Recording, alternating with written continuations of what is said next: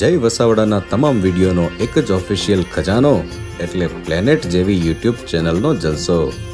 તો જલ્દી લાઈક કરો, સબસ્ક્રાઇબ કરો અને બેલ આઇકન પ્રેસ કરી ઓલ સિલેક્ટ કરો, જેથી તમે જોઈ શકો અમારા વિડીયો સૌથી પહેલા. પશ્ચિમમાંથી આવેલા સોશિયલ ડિસ્ટન્સિંગનું ભારતીય શૈલીમાં પાલન કરીને બેઠેલા કથા રસિયાઓ,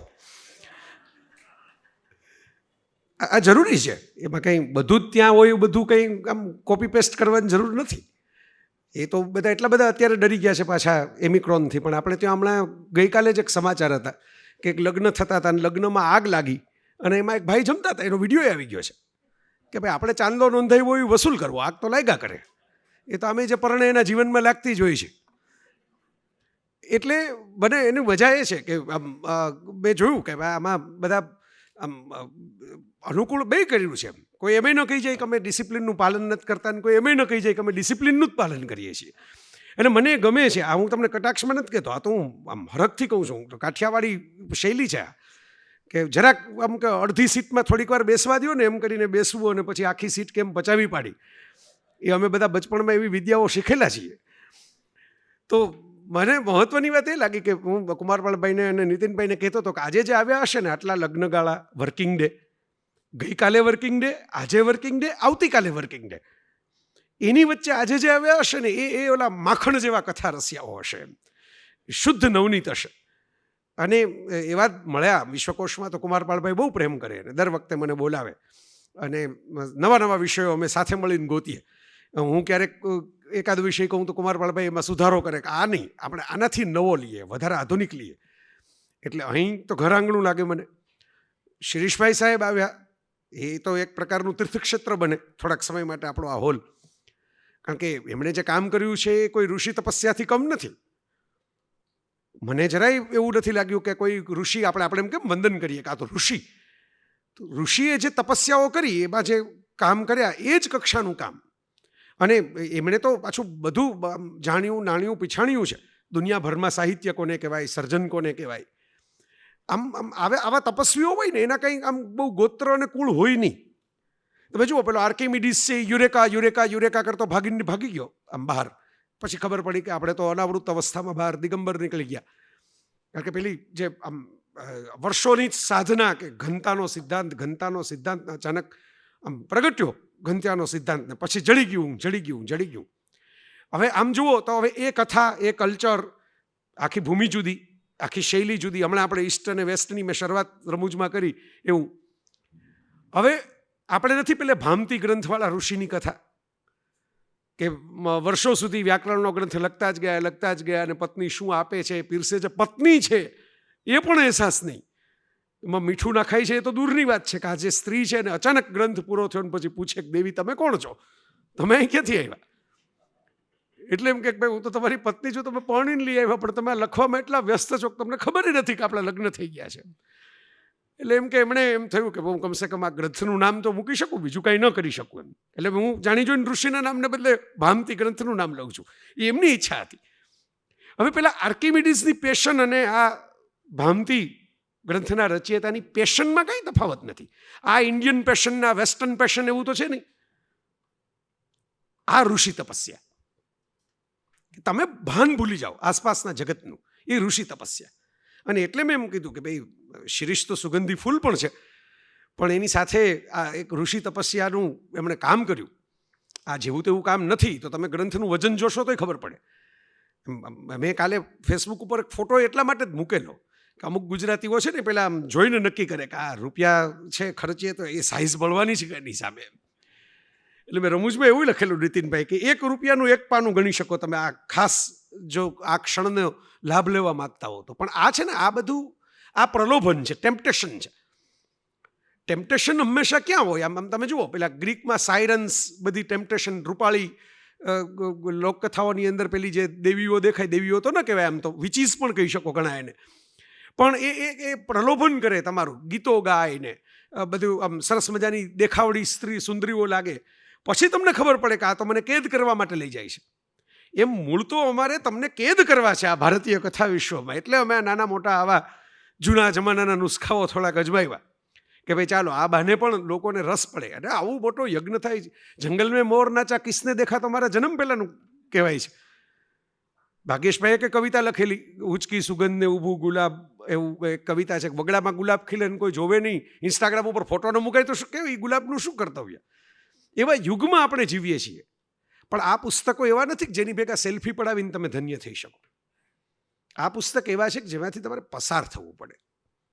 હું પહેલાં હોમવર્ક કરવા બેઠો, એટલે હું આમ સામાન્ય રીતે હું ક્યારેય કાગળ બાગળ રાખતો નથી, મને ફાવતું નથી. એટલા માટે તું આકાશવાણીના એવા પ્રોગ્રામો નથી કરતો, કારણ કે એમાં તો તમને એમ કે પહેલાં સ્ક્રિપ્ટ જમા કરાવો. એટલે મારે હાથ જોડીને એમ કહેવું પડે કે એ મારી લેન નહીં. એડવાન્સમાં સ્ક્રિપ્ટ અહીં તો આવતું જાય, એમ બોલાતું જાય. પણ મારે તમને કહેવું છે કે આ એ કક્ષાના પુસ્તકો છે, આ મારા જ અક્ષરો છે. આગળ બેઠેલા વિદ્વાનો બધા જોઈ શકશે, હર્ષદભાઈ, ભીખેશભાઈ, બધા સાક્ષીઓ બે ચાર રાખીએ ને આપણે, બરાબર, આ મારા જ અક્ષરો છે. બરાબર, આટલું હોમવર્ક મેં કર્યું ને પછી એમ કીધું મેં નીતિનભાઈને કે આમાં મને એમ લાગે છે કે બહુ એકેડેમિક થઈ જશે, આ તો પારાયણ કરવી પડે આટલું બધું કહેવા માટે. તો આ ખાલી બતાવવા માટે ભેગું રાખ્યું કે વક્તાઓએ પણ આ ગ્રંથ ઉપર બોલવા માટે એમને એમ ન જવાય. જેમ મંદિરમાં ચપ્પલ ઉતારીને જવાય, હાથમાં કંઈક ફૂલ લઈને જવાય, સામે એમ કે દીવો પ્રગટ્યો હોય તો એની આશકા આરતી જે હોય એ લેવાય, પછી વંદન કરાય, પછી પેલો ટકોરો વગાડાય અને પછી દર્શન કરાય. આ જે વાત છે ને એવું આ ગ્રંથનું છે કે આ એમનેમ કે હાલો આપણે ભારતમાં જ છીએ ને વાર્તાઓ તો આપણને ખબર જ છે ને આપણા દાદીબાઈ આપણને કહેતા, એમ કરીને પસાર થઈ જવા જેવું આ કામ નથી. આ માટે હોમવર્ક પણ કરવું જોઈએ. મુશ્કેલી એ છે કે અમારા ક્ષેત્રમાં પણ, હું બહુ નિખાલસતાથી તમને પેટ છૂટી વાત કરું, અમારા ક્ષેત્રમાં પણ હવે વક્તવ્યમાં ફાવી જાય એટલે એ ગીત જેવું થઈ ગયું છે કે એકનું એક ગીત તો 100 જગ્યાએ ગાઈ શકાય, એટલે એકનું એક વક્તવ્ય 100 જગ્યાએ થઈ શકે. તો હોમવર્ક કોણ કરે? બોલતા પહેલા લેસન તો કરવું જોઈએ તમારે થોડું ઘણું. એ લેસન કોણ કરે? એ લેસન કરવા માટે તમને મજબૂર કરે ને અમારા જેવા જે લોકો. જે તમને ઉદાહરણ આપું કે વર્લ્ડ કપની કે એવી કોઈક મોટી ફાઇનલ હોય અને ધોની કે સચિન કે એ બધા આગલી રાત્રે રેડી થઈને નેટ પ્રેક્ટિસ કરે, 2-5 મિનિટ બેસે, એની સ્ટ્રેટેજી બનાવે. એ નોર્મલ મેચમાં ન કરે, એને એમ લાગે કે એ તો ઠીક છે, હવે આપણે આટલા અનુભવ પછી આપણે તો બેટ ઉચકીને જતા રહીશું તો થોડુંક તો થઈ જશે, તો એની મેળે મેળે મેચ જીતી જશું. વોક ઓવર જેના માટે અંગ્રેજીમાં શબ્દ છે, જેના માટે અમુક ફિલ્મો આપણે જોઈએ ને તો આપણને ખબર પડે કે આ જે તે ફિલ્મ સ્ટારે, પછી અમિતાભ હોય, ઇરફાન હોય, કોઈ પણ હોય, એને સાઇન એટલા માટે જ કરી છે કે આમાં રૂપિયા મળે ને આપણે સ્લીપ થ્રુ પિક્ચરમાં ઊંઘતા ઊંઘતા પણ એક્ટિંગ કરો તો લોકો જોઈ લેવાના છે, એવી એક્ટિંગ કરીને જતા રહે. આ ગ્રંથ એવા છે કે જેમાં તમારે, મેં કીધું એમ, માત્ર લખનારે જ તપસ્યા ન કરવી પડે, વાંચનારે પણ તપસ્યા કરવી પડે. બંનેનો સહયોગ જોઈએ આમાં. અને એ કક્ષાનું આ કામ થયું છે. આવું કામ કરવું વિકટ કામ છે. એક માણસ કરી શકે, મને શંકા થતી હતી આવું જ્યારે મેં વાંચ્યું કે ભાઈ પહેલી વખત કે આવું થવાનું છે, મને એમ થાય કે એક માણસથી તો કેમ થાય. પણ જેમ એક ઝવેરચંદ મેઘાણીએ સૌરાષ્ટ્રી રસધાર કરી, એ મેઘાણીની હયાતી કરતાં વધારે તો આપણને એમના ગયા પછી ખબર પડી કે શું કરી નાખ્યું. ગ્રીમ બંધુએ જે ભેગું કર્યું, ચૌસરની કેન્ટરબરી ટેલ્સ જે ભેગી થઈ, આ બધા જ્યારે કરી, બધી સંચયન કર્યું પોતપોતાના પ્રદેશમાંથી એ લોકોએ કથાઓનું, ત્યારે એ જ્યારે થતી હતી ત્યારે ખબર ન પડી કોઈને કે આ શું થઈ ગયું છે. આજે વિચાર કરો, આજે ચોસર્સ નથી, ગ્રીમ બ્રધર્સ તો વેબ સિરીઝના કેરેક્ટર થઈ ગયા છે હવે, એ લેવલે પોપ્યુલારિટી. એમણે પોતે તો બહુ કંઈ લખ્યું નથી, એમણે તો ભેગું કર્યું, સંકલન કર્યું. પણ એ કક્ષાએ સંકલન કર્યું કે સંકલનકાર છે એ પણ નાયક થઈ જાય લોકોની નજરમાં. બ્રધર્સ ગ્રીમ જેવી એડવેન્ચર મૂવી બને, ગ્રીમ તમે સર્ચ કરશો ખ્યાલ આવશે, વેબ સિરીઝ છે, એપિસોડિક વેબ સિરીઝ બને. આપણે નસીબે ઉલટું છે કે રસધારમાંથી હીરો હિરોઈન વાળી વાર્તાઓ ગુજરાતી ફિલ્મોમાં આવે, પણ મેઘાણી એકેય વાર્તાનો હીરો ન બને. મેઘાણી હીરો હોય એવી ફિલ્મ કેટલી, એ પણ હીરો છે ને. તો આ શિરીષભાઈ પણ હીરો છે, કથાનાયક છે આપણા. જોસેફ કેમ્બેલ, હીરો વિથ 1000 ફેસ એવું પુસ્તક લખ્યું. સ્ટીવન સ્પિલબર્ગ ને જ્યોર્જ લુકાસે, આપણે જેમ ભગવદ્ ગીતા રાખે કોઈ શાસ્ત્રી હોય કે ભાઈ ભગવદ્ ગીતા તો હોવી જ જોઈએ, ભારતીય ગ્રંથોમાં આને તો પાઠ તમને ખબર હોવી જ જોઈએ, એમ લુકાસ અને સ્પિલબર્ગ એના ઉપર ડિસ્કશન કરે. એ ડિસ્કશન પ્રિન્ટ થઈને છપાય, જે જમાનામાં વિડીયો નહોતા ત્યારે, કે સ્ટાર વોર્સ કેવી રીતે ક્રિએટ થાય. સ્ટાર વોર્સના જગત માટે એમ કે જોસેફ કેમ્બેલની મદદ લેવામાં આવી. એ ખભા ઉપર આપણે ઊંચકીને જરાક ઊંચા થયા, પેલા ગોળમાટલુમાં જેમ બાપના કે માના ખભા ઉપર બાળકો ઊંચા થતા હોય એમ કાલ ઉઠીને કોઈક. ભારતમાં તો ખબર છે તમને આવી વાર્તા છે એમ કહે તો એ શિરીષભાઈના ખભા ઉપર ઊંચું થયેલું બાળક હશે. બાળક ઊંચું જ દેખાશે આજથી 20 વર્ષ પછી, 25 વર્ષ પછી, 50 વર્ષ પછી, 100 વર્ષ પછી, પણ ખભો આ મળ્યો હશે એને ઊંચા થવા માટે. એ જોસેફ કેમ્પબેલે હીરો વિથ 1000 ફેસ શીર્ષક જ સેલ્ફ એક્સપ્લેનેટરી છે, સ્વયં ઘોષિત શીર્ષક છે. એક નાયક જેના 1000 ચહેરા. એટલે દુનિયામાં જેટલા કલ્ચર છે, દુનિયામાં જેટલી સંસ્કૃતિઓ, જેટલી વિચારધારાઓ, જેટલા દેશ પરદેશ છે, બધાની કથા છે ને બધામાં નાયક અને નાયિકા. આ હીરો એટલે જેન્ડર સ્પેસિફિક નથી લેવાનું. હીરો એટલે માત્ર પુરુષ નહીં. હવે તો તમને ખબર હશે હોલિવૂડમાં તો એક્ટ્રેસ શબ્દ નીકળી ગયો છે, આપણે રાખ્યો છે જે અભિનેત્રી ને અભિનેતા. હોલિવૂડમાં એક્ટર જ છે, એક્ટર એમા સ્ટોન, એક્ટ્રેસ નહીં, જેન્ડર સ્પેસિફિક ડિવિઝન નહીં. તો આ હીરો વિથ 1000 ફેસ એટલે અલ્ટિમેટલી આ બધા હીરો અને હિરોઈનની એક જ વાર્તા છે એમ કેમ્પબેલ કહે છે. કોણ એ વાર્તા શું છે? તો કે જે યાત્રા કરે એ નાયક. આટલી ટૂંકી વ્યાખ્યા શરૂઆતમાં તો આપી, પછી બધું વિસ્તાર. યાત્રા કરે, જર્ની કરે, જેની પોતાની જર્ની હોય. જો રામ હીરો છે, રઘુવંશમાં 100 રાજાઓ છે. હું ઘણી વાર કહું છું મારા બીજા વ્યાખ્યાનોમાં કે રઘુવંશમાં કાલિદાસે 100 રાજાઓની વાતો કરીને બીજે અમુક ચરિત્રો તો બહુ રસથી લખ્યા. અજિંદુમતીના સ્વયંવરનું ચરિત્ર તો ખરેખર આમ લગ્નોત્સુક નવદંપતિઓએ વાંચવા જેવું છે, એટલું બધું રસિક ચરિત્ર છે. પણ લોકોને રામ યાદ છે, રામના તહેવારો યાદ છે, રામના મંદિરમાં રસ પડે છે. કેમ? જર્ની. યાત્રા એને કહેવાય કે જેમાં તમે જાઓ અને પાછા આવો અને ત્યારે બદલાય આવો. સુધરાવો એવો શબ્દ હું નથી વાપરતો, બહુ સમજપૂર્વક હું તમને કહું છું. બદલાય આવો, ચેન્જ. સુધરવું એ પછી એમાં નીતિ આવી ગઈ, એમાં મોરાલિટી આવી ગઈ. તમારે સુધારો થાય, બોધ થાય, એ જ કથા. કથા કોને કહેવાય? થાક ઉતારે એ કથા. અમારી વ્યાખ્યા છે સાવ નાનકડી. તમારો થાક ઉતારે ને કથા, તમારો થાક વધારે એ કથા નહીં. તો હવે કોઈક તમે એમ કહો કે ભાઈ એમ તો એવી કથાઓ પણ દુનિયામાં લખાણી છે જિમ્નેશિયમ જેવી, તમારે પરસેવો પાડવો પડે એ સમજવા વાંચવા માટે. તો એમાં પણ જે પરસેવો પાડે છે, જે જીમમાં પરસેવો પાડે છે ને કેમ મજા આવે છે, મિલિંદ સોમણને દોડવાની કેમ મજા આવે છે, મંદિરા બેદીને કસરત કરીને ફોટા મૂકવાની કેમ મજા આવે છે, એમ એ પરસેવો પાડવામાં પણ એ જે પાડતો હોય છે ને એને તો મજા જ આવે ને એ પરસેવો પાડવામાં. કે ભાઈ આમાં હું આજે કામુમાંથી પસાર થયો, હું આજે કાફકામાંથી પસાર થયો, હું આજે આમાંથી પસાર થયો, આજે હું લાભશંકર ઠાકરમાંથી પસાર થયો, એ જે મધુરાયમાંથી પસાર થયો, એ જે એને તો મજા આવી ને પસાર થનારાને. એનો થાક ઉતરો કે નહીં? તમને થાક લાગે છે તો મને જીમ જોઈને થાક લાગે તો મારું શરીર જોઈને તમને સમજાઈ જાય. મને જીમ જોઈને થાક લાગે છે એટલે કંઈ સલમાન ખાનને થાક લાગે છે એવું થોડું કહેવાય. બરાબર? એટલે થાક ઉતારે એનું નામ કથા. તમારા અલગ અલગ જે બોજના થાક હોય, પોટલા હોય. એટલે ભારત છે ને એ બહુ રસિક છે આ વાતમાં. ભારતે બોધ કથાઓ બહુ આપી, પણ કથામાં બોધ જ હોય એ કથા એવા ચોકઠા ક્યાંય બનાવ્યા નથી. આવું હું પહેલાં પણ કહેતો, પણ આવું પહેલાં કહેતો ને ત્યારે મારી પાસે યોર ઓનર કહીને મૂકવા માટેના સાબિતીઓ નહોતી. એ હવે ભારતીય કથા વિશ્વના 5 ગ્રંથમાં મારી પાસે લેખિતમાં આવી ગઈ. પહેલાં બહુ તો મારે શું નામ લેવા પડે? મારા મા બાપે જે આંગળી પકડાવીને મને જે વાર્તા વિહાર કરાવ્યો, અમરચિત્ર કથાઓ, જૂના જમાનાના આપણા કેટલાક ગુજરાતી બાળ સાહિત્યકારોએ, પશ્ચિમના કે હિન્દીના કે બધા બાળ સાહિત્યકારોએ જે કામ કર્યું એ મૌલિક બહુ કર્યું. પણ ગુજરાતી બાળ સાહિત્યકારોએ એક કામ બહુ મોટું કર્યું છે, કદાચ બીજી ભારતીય ભાષાઓમાં કેટલું થયું શિરીષભાઈ જેવા અધિકારી વ્યક્તિ કહી શકે. પણ આપણા વારસાની કથાઓને બાળ વાર્તા સ્વરૂપે બહુ મૂકી. રમણલાલ સોનીએ રામાયણ, મહાભારત, જાતક કથા બધામાંથી કથા મંગલો તૈયાર કર્યા. નાનાભાઈ ભટ્ટે તૈયાર કરેલા રામાયણ મહાભારતની કથા વાર્તાઓનું. યશવંત મહેતાએ મહાભારતની ઉપકથાનું આખું એક પુસ્તક તૈયાર કર્યું. રતિલાલ શાહ નાયક, શાંતિના શાહ સત્યમ, જય ભીખુ, બધા વાર્તાકારો, સ્ટોરી ટેલર્સ.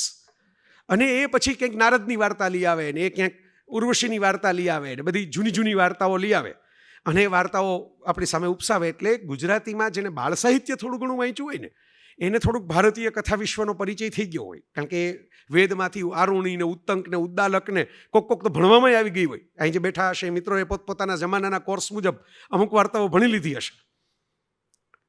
આ આપણને થયેલો વ્યક્તિગત ફાયદો. બીજો એક ફાયદો થયો આ અમરચિત્ર કથાનો, જેણે ભારતીય કથા વારસાની અનેક કથાઓને સરળ રીતે, ચિત્રાત્મક રીતે રજૂ કરી. અનંત પાઈ નામના એના એડિટરને આપણે અર્ધ્ય આપવું જોઈએ. ત્રીજો એક ફાયદો ચાંદામામા નામના મેગેઝિનનો, કે જેણે જૂની ભારતીય વાર્તાઓને સરસ ચિત્રો સાથે ટેક્સ્ટના ફોર્મેટમાં રજૂ કરવાની, એટલે મરતી વાર્તાઓને જીવતી રાખી, અટકાવી દીધી. આજે ચાંદામામાં ગુજરી ગયું. યુગ એવો છે, અમરચિત્ર કથા જૂના જ રિપ્રિન્ટ થયા કરે છે. માર્કેટ એને દેખાઈ ગયું છે એટલે જૂનું રિપ્રિન્ટ કરીને મૂકે છે, પણ નવા કોઈ ચિત્રકારને રાખીને નવા ગ્રંથો કોઈ બનાવતું નથી. ચાંદામામાં તો બંધ જ થઈ ગયું.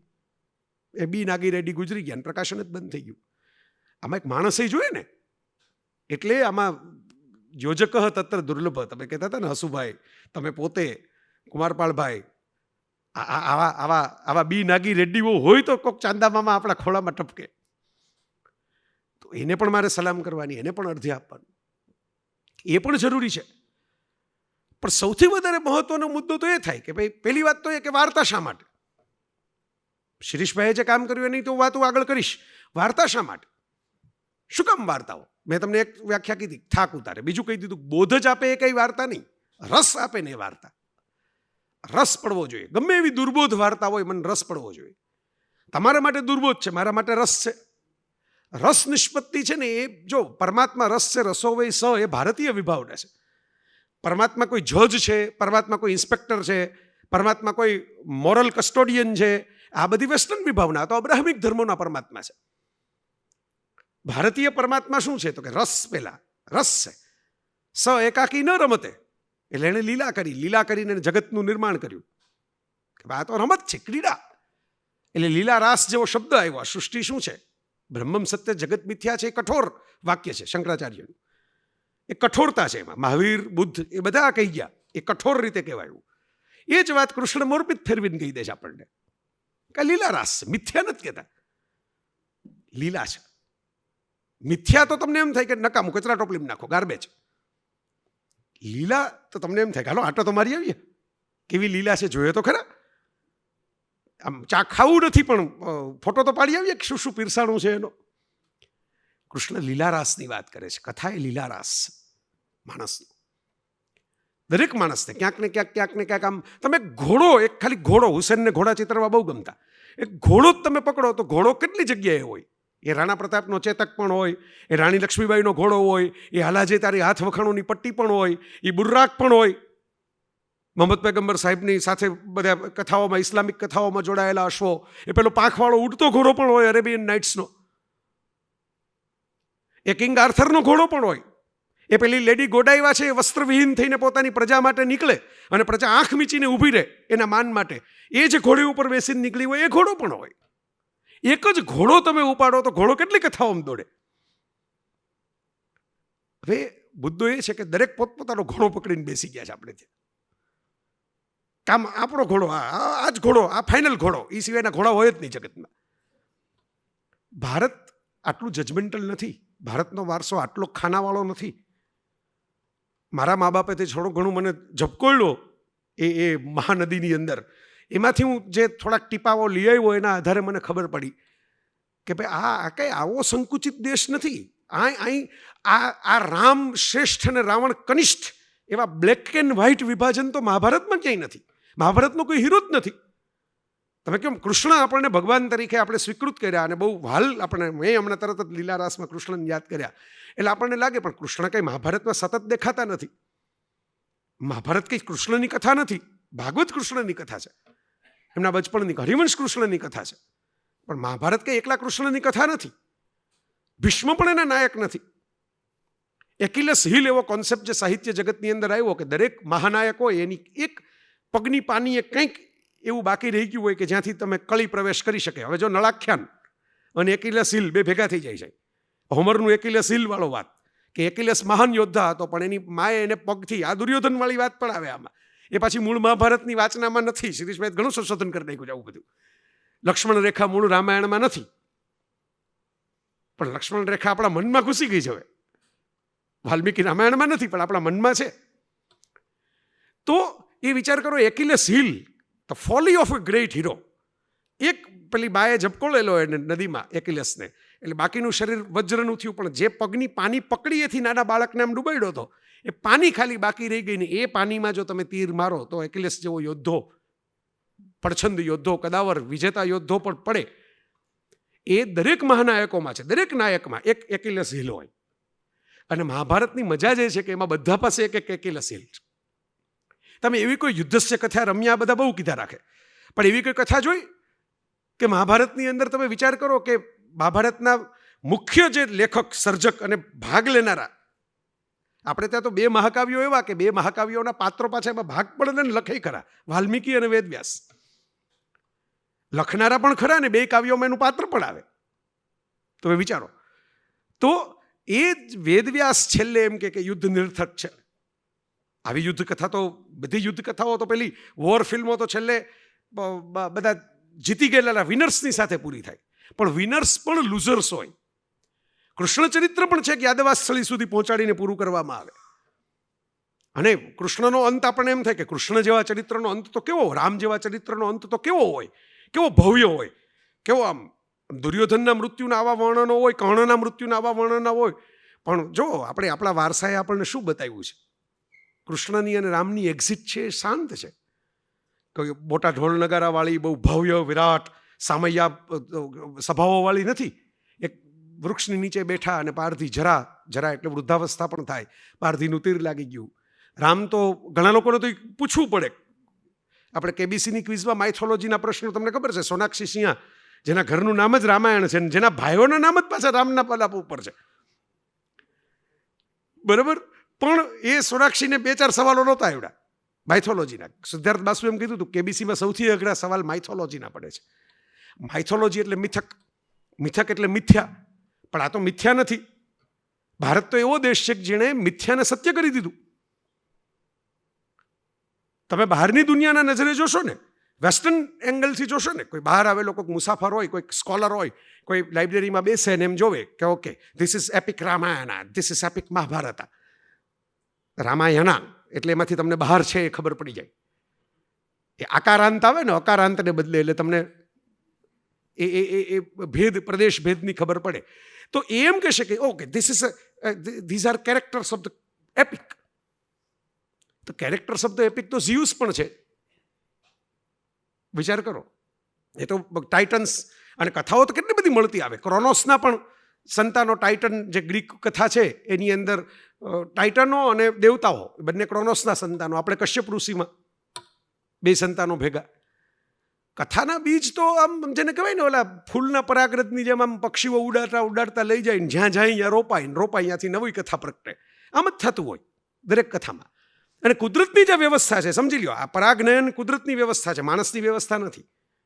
એટલે માણસે નક્કી કર્યું કે આ બગીચામાં આંબા ઉછેરીશ, આ બગીચામાં ચમેલી હશે, આ બગીચામાં કદંબ હશે. તો આપણે આપણો બગીચો સજાવીએ છીએ. પ્રકૃતિ પૃથ્વીનો બગીચો એમ નથી સજાવતી. પ્રકૃતિ તો એમ કે એક ચકલી બેઠું જામફળ ખાય અને એને માની લો કે એની હગારમાં જે એક બી હોય એ જ્યાં ઉડે ને ત્યાં કંઈક પડે અને ત્યાં પછી વાદળ જાળે ને પછી વસુંધરા મકરંદભાઈ કહેતા એમ પછી અચાનક બધી તત્વો ગોઠવાય તો ત્યાં એક બીજું ઝાડ પણ થાય, ન પણ થાય. નકશા ચાળ ચલે ઇમારત, વૃક્ષ ચલે નિજ લીલા, એવું વાર્તાઓનું છે. એટલે વાર્તાઓ ક્યાંથી ક્યાં આવી, કેમ આવી, ઋષિના ઓલું નદી શિરીષભાઈ એવું લખ્યું છે એમની એક પ્રસ્તાવનાનું પુસ્તક કરવાનું જે તમે કહ્યું ને એ કરવા જેવું છે. એમણે લખ્યું છે, બહુ સરસ વાચનાઓ બધી આપી છે અલગ અલગ કથાઓની. કે તમે આ બધાના સોર્સની માથાકૂટમાં પડવા જશો તો બહુ કન્ફ્યુઝ થઈ જશો. પહેલાં કોણે બીધું, આ કોણે કીધું, પહેલાં આ કથા આવી, પહેલાં ઓલી કથા આવી, બરાબર. તો ભજીયા ગરમ પીરસાણા હોય, હું તો આ ગોંડલવાસી તરીકે તમને કહી શકું, ગાંઠિયા ગરમ પીરસાણા હોય ત્યારે તમે આ ક્યારે બન્યા હતા, આ ચણાનો લોટ કયા ખેતરની અંદર ચણા ઉગાડવામાં આવ્યા હતા, આ તેલની મગફળી ક્યાંથી એમ કે પીલાઈને આવી, તો ઠંડા થઈ જાય ભજીયા, બરાબર. તમે આઈસ્ક્રીમ ખાવા બેઠા હો ને તમે એમ કહો કે આ કઈ ભેંસ અને કઈ ગાયનું દૂધ હશે, ત્યાં લગી બાદ આઈસ્ક્રીમ મોકલી જાય. એટલે ભારતીય કથા વિશ્વ છે એ બહુ આમ એવો સરસ મજાનો ગ્રંથ છે કે એમાં બહુ આટલું બધું ચિંતન કરવાને બદલે ધુબાકા મારવાની જરૂર છે. હાવ દેશી શબ્દ કહું છું, ધુબાકા મારો. આ ખરીદીને ન બેસો, ખરીદીને એમાં ધુબાકા મારો. આ કોઈ આર્કિટેક્ચરલ વ્યૂથી સજાવવા જેવો ગ્રંથ નથી કે ડ્રોઈંગ રૂમમાં રાખશો તો 5 જણા ઇમ્પ્રેસ થઈ જશે. બહુ મોટો ગ્રંથ રાખ્યો ને બહુ ભવ્ય ગ્રંથ રાખ્યો ને સરસ આવું તો હોવું જોઈએ હો ઘરમાં, એમ નહીં. એમાં ધુબાકા મારો જ તમને ભારત શું છે એ ખબર પડશે. India is not a judgmental country at all. અહીં કોઈના માથે કોઈ જજમેન્ટ જ નથી. ઘટનાઓ છે, કવિઓ સરસ રીતે રસદર્શન રંગદર્શનની રીતે ઘટનાઓના ચિત્રો સરસ તમારી સામે મૂકે કે આમ થયું આમ થયું આમ થયું આમ થયું આમ થયું આમ થયું. પછી તમે નક્કી કરો, કર્મના આધારે તમને કોકને સારું લાગે તો એ તમારો હીરો, ન લાગે તો તમારો ખલનાયક, લાગે તો નાયક.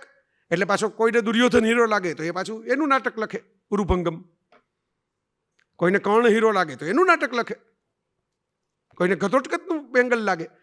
ચિત્રાંગદાની ગણીને કેટલીક લીટીઓ હશે એ શિરીષભાઈ આપણને કહી શકશે ચિત્રાંગદા વિશે કુલ કેટલી લીટીઓ છે. પણ રવિન્દ્રનાથ ટાગોર એમાંથી આખું એક મ્યુઝિકલ લખી નાખે અને નિરંજન ભગત પાછું એનું સમશ્લોકી અનુવાદ કરીને આપણને આપે. કોઈનું ધ્યાન કેમ નથી જાતું? કોઈ આમ બધા કહે કે સરસ મજાનો આપણે ઉત્સવ ઉજવીએ. કોઈ કે મ્યુઝિકલ ચિત્રાંગદા બ્રોડવે લેવલનું નાટક થાય એમ છે. એમાં રોમાન્સ છે, એમાં વિરહ છે, એમાં પરાક્રમ છે. અને ટાગોરની પોતાની, હવે વિચાર કરો, ટ્રુથ, બ્યુટી એન્ડ ગુડનેસ એરિસ્ટોટલના શબ્દો છે. ટાગોર અને સત્યમ શિવમ સુંદરમ કહી દીધા. આજે 90% લોકોને એવું લાગે કે આ તો ભારતના શબ્દો છે. પણ ભારતનું જ છે ને. આપણે ભારત એવું માનતું જ નથી કે એરિસ્ટોટલ ભારતનો નથી. આ મુદ્દો સમજવા જેવો છે. ગ્રીસ એવું માનતું હશે કે કૃષ્ણ અમારા નથી કે રામ અમારા નથી, પણ ભારત એવું નથી માનતું કે સિકંદર અમારો નથી. એલેક્ઝાન્ડરનું સિકંદર કરીને નહીં ઘરનો બનાવી લીધે. સિકંદરના ફિલ્મી ગીતો આવે પાછા. મધુર ભંડારકરની એક ફિલ્મમાં તો સિકંદર વાળું ગીત બહુ ફેમસ થઈ ગયું હતું. બરાબર, આ ભારતની બ્યુટી છે. આ નબળાઈ નથી જે ઘણા લોકોને નબળાઈ લાગે છે કે આપણે તો બધું આમ માકા ચૂકા થઈને સ્વીકારી લઈએ ને એડજસ્ટ કરી લઈએ. નહીં, એ કરીએ છીએ ને એટલે જ બટકી નથી ગયા. આ યુનાન મિશ્ર રોમા સબ મિટ ગયે જહાં સે એકડું થવામાં જ ગયા. અમે બેસ્ટ, અમે શ્રેષ્ઠ, અમે બીજું કંઈ લઈએ જ નહીં. એથેન્સ વાળા સ્પાર્ટાને ન ઉપાડે ને સ્પાર્ટા વાળા એથેન્સને ન જોવે ત્યાં લગી પર્શિયાથી કોક આવી જાય. અને જે પર્શિયાથી આવ્યા હોય એ જાય, ક્યાંય કોક ત્રીજું એનાથી વધારે આવી જાય. ભારત છે ને એ પાણીનો દેશ છે. હું એમ કહું, વાયુનો દેશ છે, પાણીનો દેશ છે. બરાબર, જેમ જળ પોતાની જગ્યા કરે, જેમ પવન પોતાની જગ્યા કરે, તમને ખબર ન પડે કે જળ અને પવને ક્યારે પોતાની જગ્યા કરી લીધી, એમ ભારત છે ને પોતાની જગ્યા કરી લે. એટલે અહીં બધી વસ્તુઓ સ્વીકારાય જાય, બધી વસ્તુઓનો ઉત્સવ થાય, બધા પાત્રો પોતાના થઈ જાય. અહીં મેં એવું તમે એવા જોયા હશે, ગામડાના એવા ડોશીમાઓ તમે મળ્યા હશો કે જેને તમે એમ કહો કે ભાઈ આ છે ને આ ફલાણા પીરની દરગાહ છે, ધારો કે એમ કહો એમ કે જે બરાબર આ જીસસ ક્રાઇસ્ટ વાળું કંઈક છે. બરાબર, હું પોતે ઇઝરાયલ જઈને પેલું હોલી વોટર ત્યાં મળતું હતું, ત્યાં મને આપ્યું, હોલી સેપલ્ચરની અંદર ગયો તો લઈ આવ્યો. તો એ એમ કે અમારે 2-4 જે અમારા બીજા સગાવાલાઓ ને બધા મોટી ઉંમરના હતા ગોંડલમાં, એમને મેં કીધું કે આ હોલી વોટર છે. એટલે બધા આમ કહ્યું, શિવ મંદિરનું ચરણામૃત આવ્યું. એમ કંઈક હોલી છે ને ભાઈ, હોલી છે તો હોલી છે, એમાં શું? એ જીસસનું હોય કે શિવનું હોય, આપણે શું ભેદ રાખવો? આ મજબૂત તાકાત છે આ દેશની. તમે સાહેબ તલવારથી છે ને ડોકા કાપી શકો, તલવારથી સૂતર ન કાપી શકો. કાપીને બતાવો મને સૂતર, કાગળ કાપીને બતાવો તલવારથી. તમે પછી કાગળને પકડીને રાખો ને તલવાર ફેરવો એ જુદી વાત છે. આમ હવા મૂટતો કાગળ તલવારથી કાપો, હવા મૂટતું બાજ પકડાઈ જાય તમારાથી, કંપાઈ જાય તલવારના એક ઘાએ. કાગળને સૂતર ન કપાય. આ ભારત છે. એણે એવા તાણાવાણા કર્યા છે, એણે એવી રચનાઓ કરી છે કે એટલી જ સહજતાથી તમને પોતાનામાં લઈ લે, પણ પોતે કપાય જ નહીં, પોતે ખોવાય જ નહીં, પોતે ભૂસાય જ નહીં, ક્યાંક ને ક્યાંક બેઠું થયા જ રાખે. તમને એમ લાગે કે હવે ભૂસાઈ ગયું તો કોક શિરીષ પંચાલ આવે ને વળી પાછો એકડે એકથી આખું સજીવન કરે. સમજો, reality is co interpretation. Reality is co interpretation. આવું લાઈફ ઓફ પાઈ વાળા યાન માલ્ટેલે કહેલું. એને બહુ અદ્ભુત વાત કરી. Life of pi Booker prize મળ્યું, પછી એના ઉપરથી એંગ્લીએ ઓસ્કાર વિનર ફિલ્મ બનાવી. ફિલ્મ બની એટલે આપણને ખબર પડી કે ઓહો આ તો કોઈક વિષ્ણુવાળી વાર્તા છે. એમાં પાછો ઇરફાન હતો, આપણા એક્ટરો હતા બધા, તબુ ને સૂરજ ને. એટલે લોકોને બહુ રસ પડ્યો. જે ચોપડી બહાર પડી ત્યારે નહોતો પડ્યો, ત્યારે યાન માલ્ટેલ લાઈફ ઓફ પાઈ લખ્યું, એમાં ખબર નહોતી પડી. પણ પછી આ તો આપણી વાર્તા આવી, કારણ કે આમ તો વિષ્ણુના સપનામાં જ આપણે બધા જીવીએ છીએ એવી વાત છે, તો બહુ રસ પડે બધાને. પણ એ યાન માલ્ટેલે આ વાત કીધેલી કે રિયાલિટી ઇઝ નથિંગ બટ અ કો ઇન્ટરપ્રિટેશન. સાથે મળીને તમે જે અમુક અર્થઘટન કરો એ વાસ્તવિકતા. એક જ ઘટનાનું તમે હમણાં ઉલ્લેખ કર્યો કે પપ્પા આઈસીયુમાં હતા. એ દિવસોમાં તમે મને ફોન કરો તો ઘર તો એ જ છે, મારું જ ઘર છે, મેં જ સજાવેલું છે, હું જ બેઠો છું એ ઘરની અંદર. તો ત્યારે મને મારું જ ઘર છે એ બહુ આમ સ્મશાનવત લાગે, ગ્લુમી લાગે, ઉદાસીન લાગે, બોઝિલ લાગે. કારણ કે રિયાલિટીનું મારું ઇન્ટરપ્રિટેશન ફરી ગયું, મારું અર્થઘટન ફરી ગયું વાસ્તવનું. કારણ કે ત્યારે મારી મનોવસ્થા છે એ જુદી છે. બરાબર. હવે ત્યાં જ માની લો કે પપ્પાના ઘર 75 વર્ષનો ઉત્સવ ઉજવવાનો હોય કે 80 વર્ષનો જન્મદિવસની કેક કાપવાની હોય, એ જ ઘર છે, પાછી એ જ દિવાલો છે, એ જ ફર્નિચર છે. Because my mental condition is different. એટલે મને એમ લાગે કે આ ઘર તો જિંદગીમાં કેવું સરસ ઘર આપણને મળ્યું. પેલું એમ લાગે કામ છે તેમ છે. અમુક વખતે એ જ જીવન માટે આપણે ફરિયાદો કરીએ અને અમુક વખતે એ જ જીવનની આપણે વાહવા કરીએ. આપણે જેને વાસ્તવ કહીએ છીએ ખરેખર કો ઇન્ટરપ્રિટેશન ઓફ રિયાલિટી છે, આપણા અર્થઘટનો છે. અને કથા એ બીજું કશું જ નથી, એ જીવનના અલગ અલગ રીતે વ્યક્ત થયેલા અર્થઘટનો છે. ભારતીય કથા વિશ્વ એટલે કોઈ એક ફોર્મેટમાં આવતું જ નથી. અહીં નીતિની કથા છે એટલી જ અનીતિની કથા છે. અહીં જેટલી શુદ્ધ મોરાલિટીની કથા છે કે આમ જ રહેવાય, એટલી જ સંપૂર્ણ ઇમોરાલિટી, જાર કર્મ, વ્યભિચાર, એડલ્ટરીની કથાઓ છે. પંચતંત્ર તો કોણે બાળકોનો ગ્રંથ બનાવ્યો, કદાચ અમરચિત્ર કથાને કારણે છાપ પડી ગઈ કે એમાં પેલા પ્રાણીઓના ચિત્રો આવ્યા ને ડિઝનીમાં પ્રાણીઓ હોય ને પંચતંત્રમાં પ્રાણીઓ હોય. પંચતંત્રમાં જેટલી પ્રાણીઓની કથા છે એટલી જ વ્યભિચારની કથાઓ છે, એડલ્ટરીની કથાઓ છે. આ દેશ છે એટલે એણે એમ જ લખ્યું છે કે you have to learn from the stories if you can. If you can't learn, enjoy your time. જો તમે શીખી શકો શીખો, ન શીખી શકો મજા કરો, બટ યુ આર નોટ જજ. તમે ન્યાયાધીશ નથી.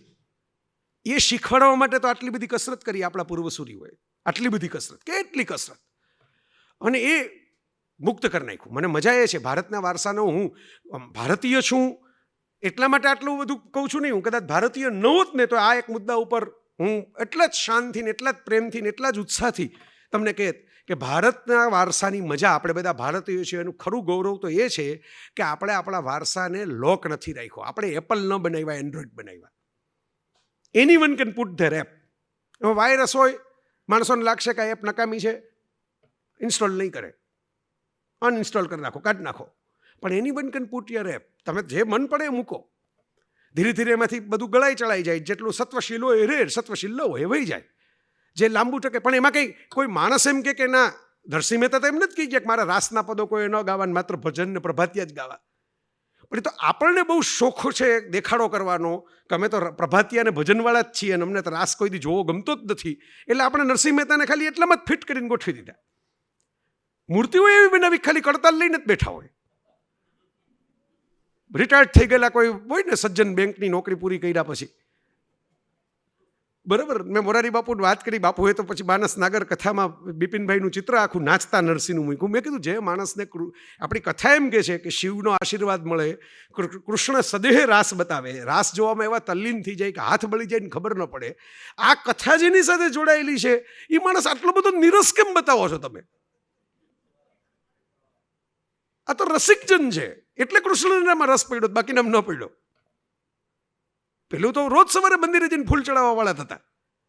પણ નિરખને ગગનમાં કોણ ઘૂમી રહ્યો એવું જેને કુતૂહલ થાય છે, ક્યુરિયોસિટી થાય બાળકની જેમ કે આ શું ચાલી રહ્યું છે, અને જે ક્યુરિયોસિટી થાય ત્યારે બાળક બની જાય, અને જે આ સૌ પ્રપંચ પેટ ભરવાતાણા એમ કરીને ધડ કરતું વેદ વ્યાકરણને ગંગા સ્નાન સુધી એમ કહી દે કે આ સૌ પ્રપંચ પેટ ભરવાતાણા, આ તો ફ્રોડ છે, ત્યારે એડલ્ટ બની જાય.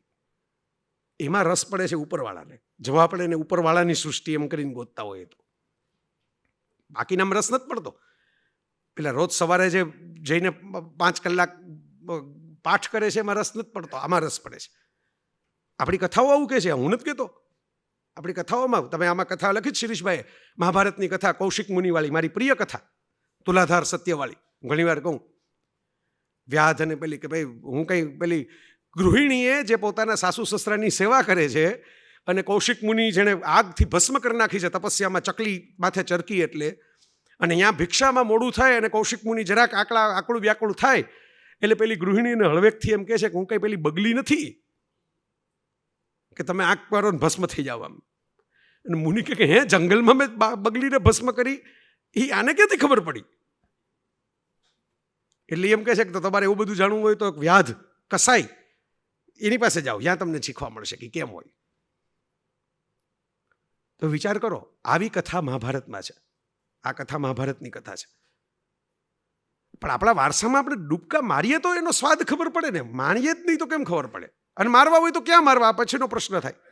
છોકરાઓને ગુજરાતી માધ્યમમાં ભણાવો એવું એટલું બધું ચાલ્યું, અને ચાલવું જ જોઈએ, એમાં કંઈ ખોટું નથી ચાલ્યું.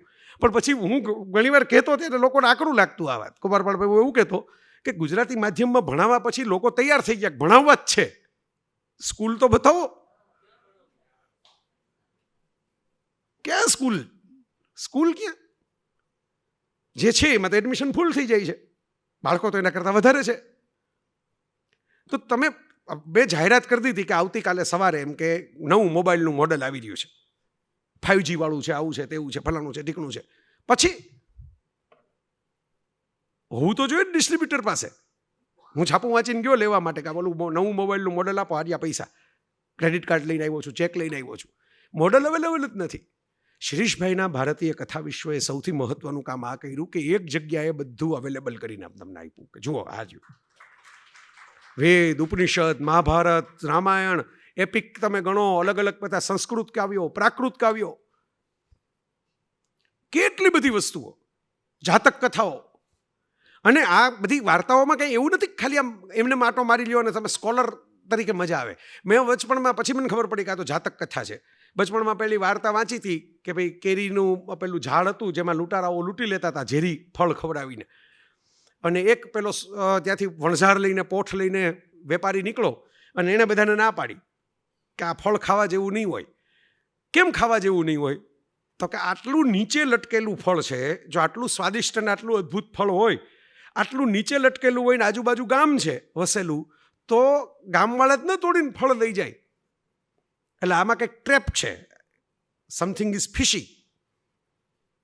શેરલોક હોમ્સના જન્મ પહેલાંનું ડિટેક્ટિવ કાર્ય છે આ.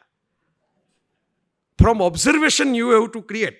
શેરલોક હોમ્સ આ જ કરતો ને, ઓબ્ઝર્વેશન કરીને નક્કી કરે કે આમાં આ સાચું છે, આ ખોટું છે, આ ગુનો આને કર્યો છે, આને નથી કર્યો, અહીં આ આવ્યો હશે, એણે આ કપડાં પહેર્યા હશે, આવા શૂઝ પહેર્યા હશે, આવું આ કર્યું હશે. આ કેટલા વર્ષો પહેલાંનું આ ડિટેક્ટિવ કાર્ય છે.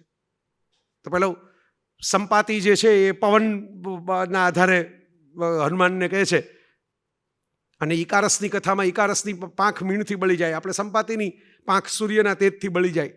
કેવા કનેક્શન બનતા હોય છે. મને તો એ બહુ મજા આવે કનેક્શન ગોઈતે રાખવાની. ઇન્દ્ર અને ઝિયુસના કનેક્શન. ઝિયુસને વાંધા બહુ પડે, પૃથ્વીમાં કંઈક થઈ જાય એમાં ઝિયુસની પેટમાં આટીઓ મળી જાય. એમ આપણે જો ઇન્દ્રદેવ વેદના ઈશ્વર, ઇન્દ્ર તો ખરેખર ઇન્દ્ર પૂજાના જ સૌથી વધારે મંદિર હોવા જોઈએ, એને બદલે આપણે ઇન્દ્રને ડિસ્કોલિફાઈ કરીને રામકૃષ્ણની પૂજા શરૂ કરી દીધી. શિવ જ રહ્યા ખાલી વેદમાંથી, રુદ્ર રહ્યા, શિવ રહ્યા, બાકી ઇન્દ્ર. કારણ કે ઇન્દ્રને જોઈને માણસોને એમ થાય કે આમાં બહુ પૂજા કરવા જેવું લાગતું નથી. જે ઋષિ તપ કરે એમાં એને આંતરડા માટી પડી જાય, એની પૂજા કરવા કરતાં રામ ભલે માણસ ગણાતા. રામ વાલ્મીકી રામાયણના રામ તો માણસ હતા. નારદે આવીને એમ કીધું કે તમે પૃથ્વી ઉપર એક સરસ આદર્શ મનુષ્યનું તપ સ્વાધ્યાય નિરતઃ એનું ચરિત્ર લખો. પણ સાહેબ કથા ક્યારે બને, કવિતા ક્યારે બને, સર્જન ક્યારે બને? સર્જન ખાલી લખી નાખવાથી તો અખબારના રિપોર્ટર બધા સર્જકો થઈ જાય. અહીં તો એવા તંત્રીઓ કહી શકાય, એવા સંપાદકો કહી શકે એવા મહાનુભાવો બેઠા છે. તો અહેવાલ લખો એટલે તમે સર્જક થઈ ગયા.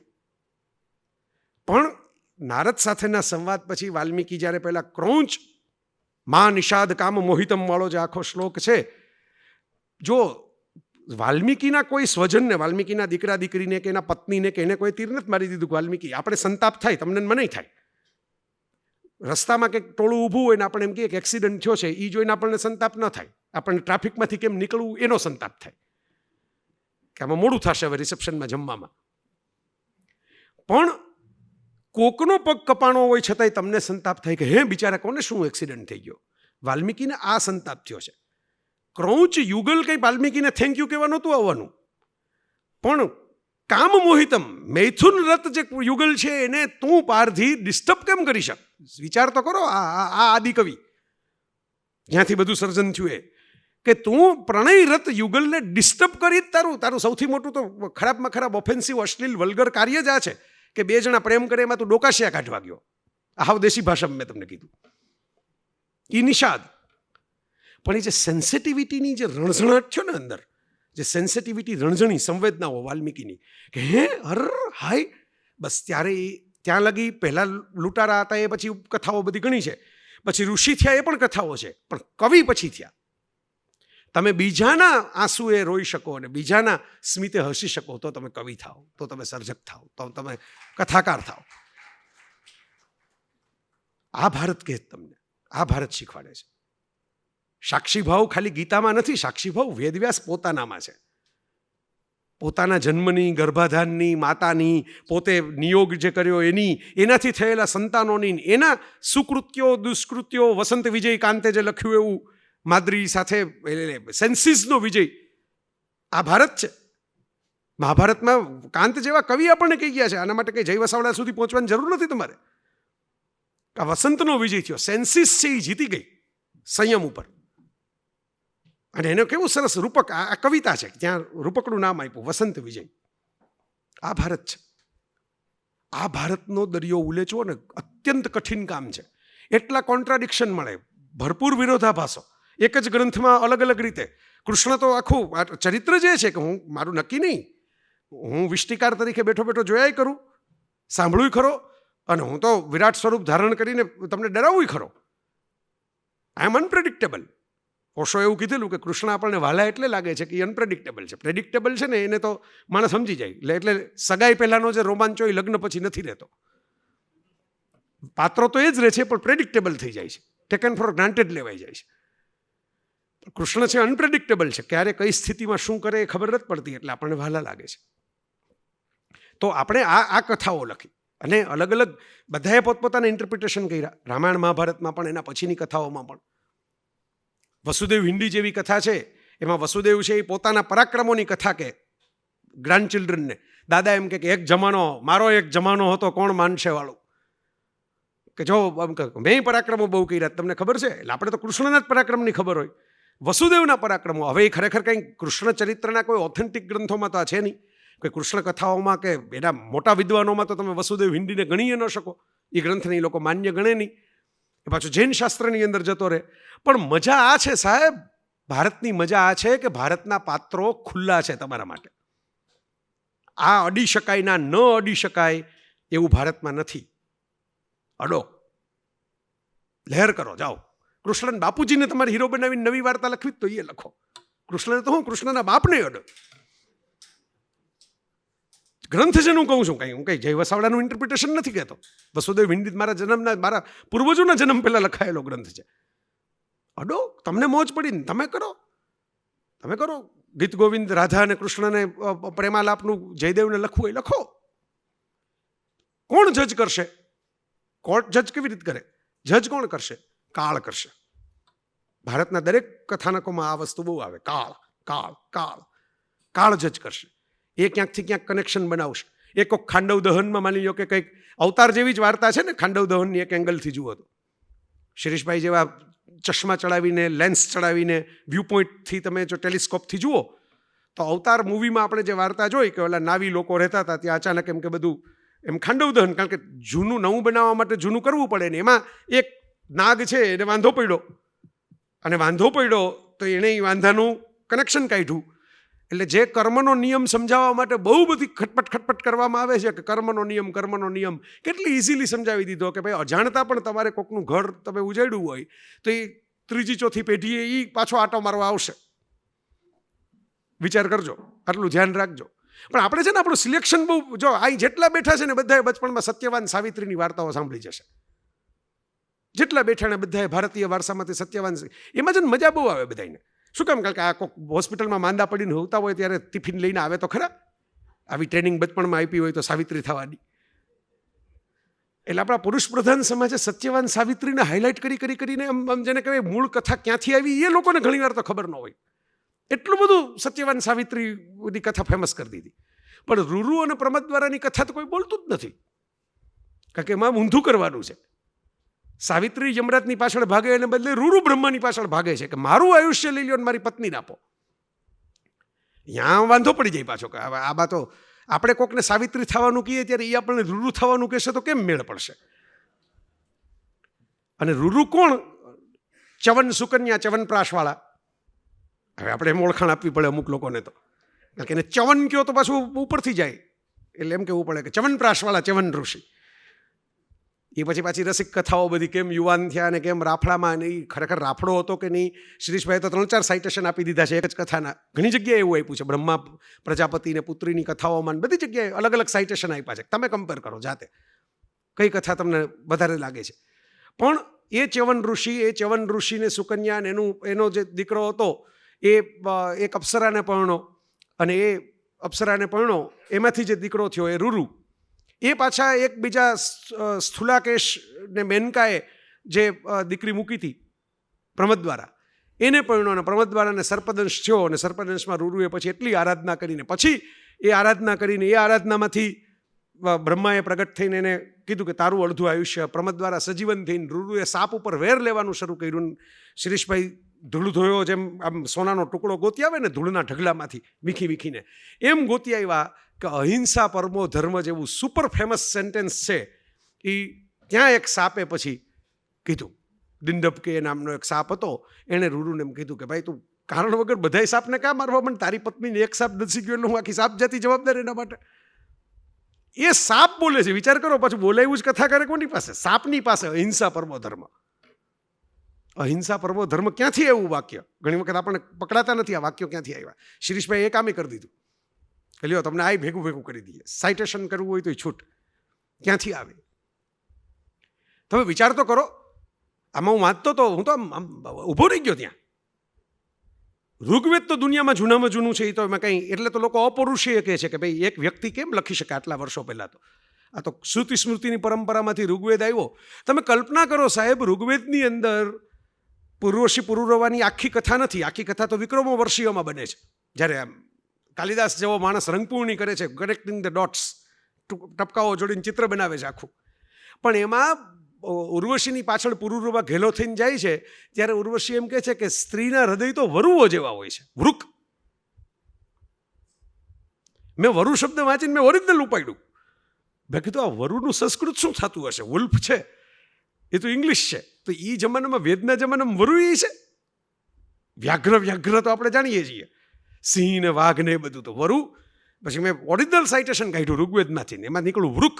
મેં કીધું ઠીક, વૃક એટલે વરુ, હાલો આપણે જ્ઞાનમાં વધારો થયો.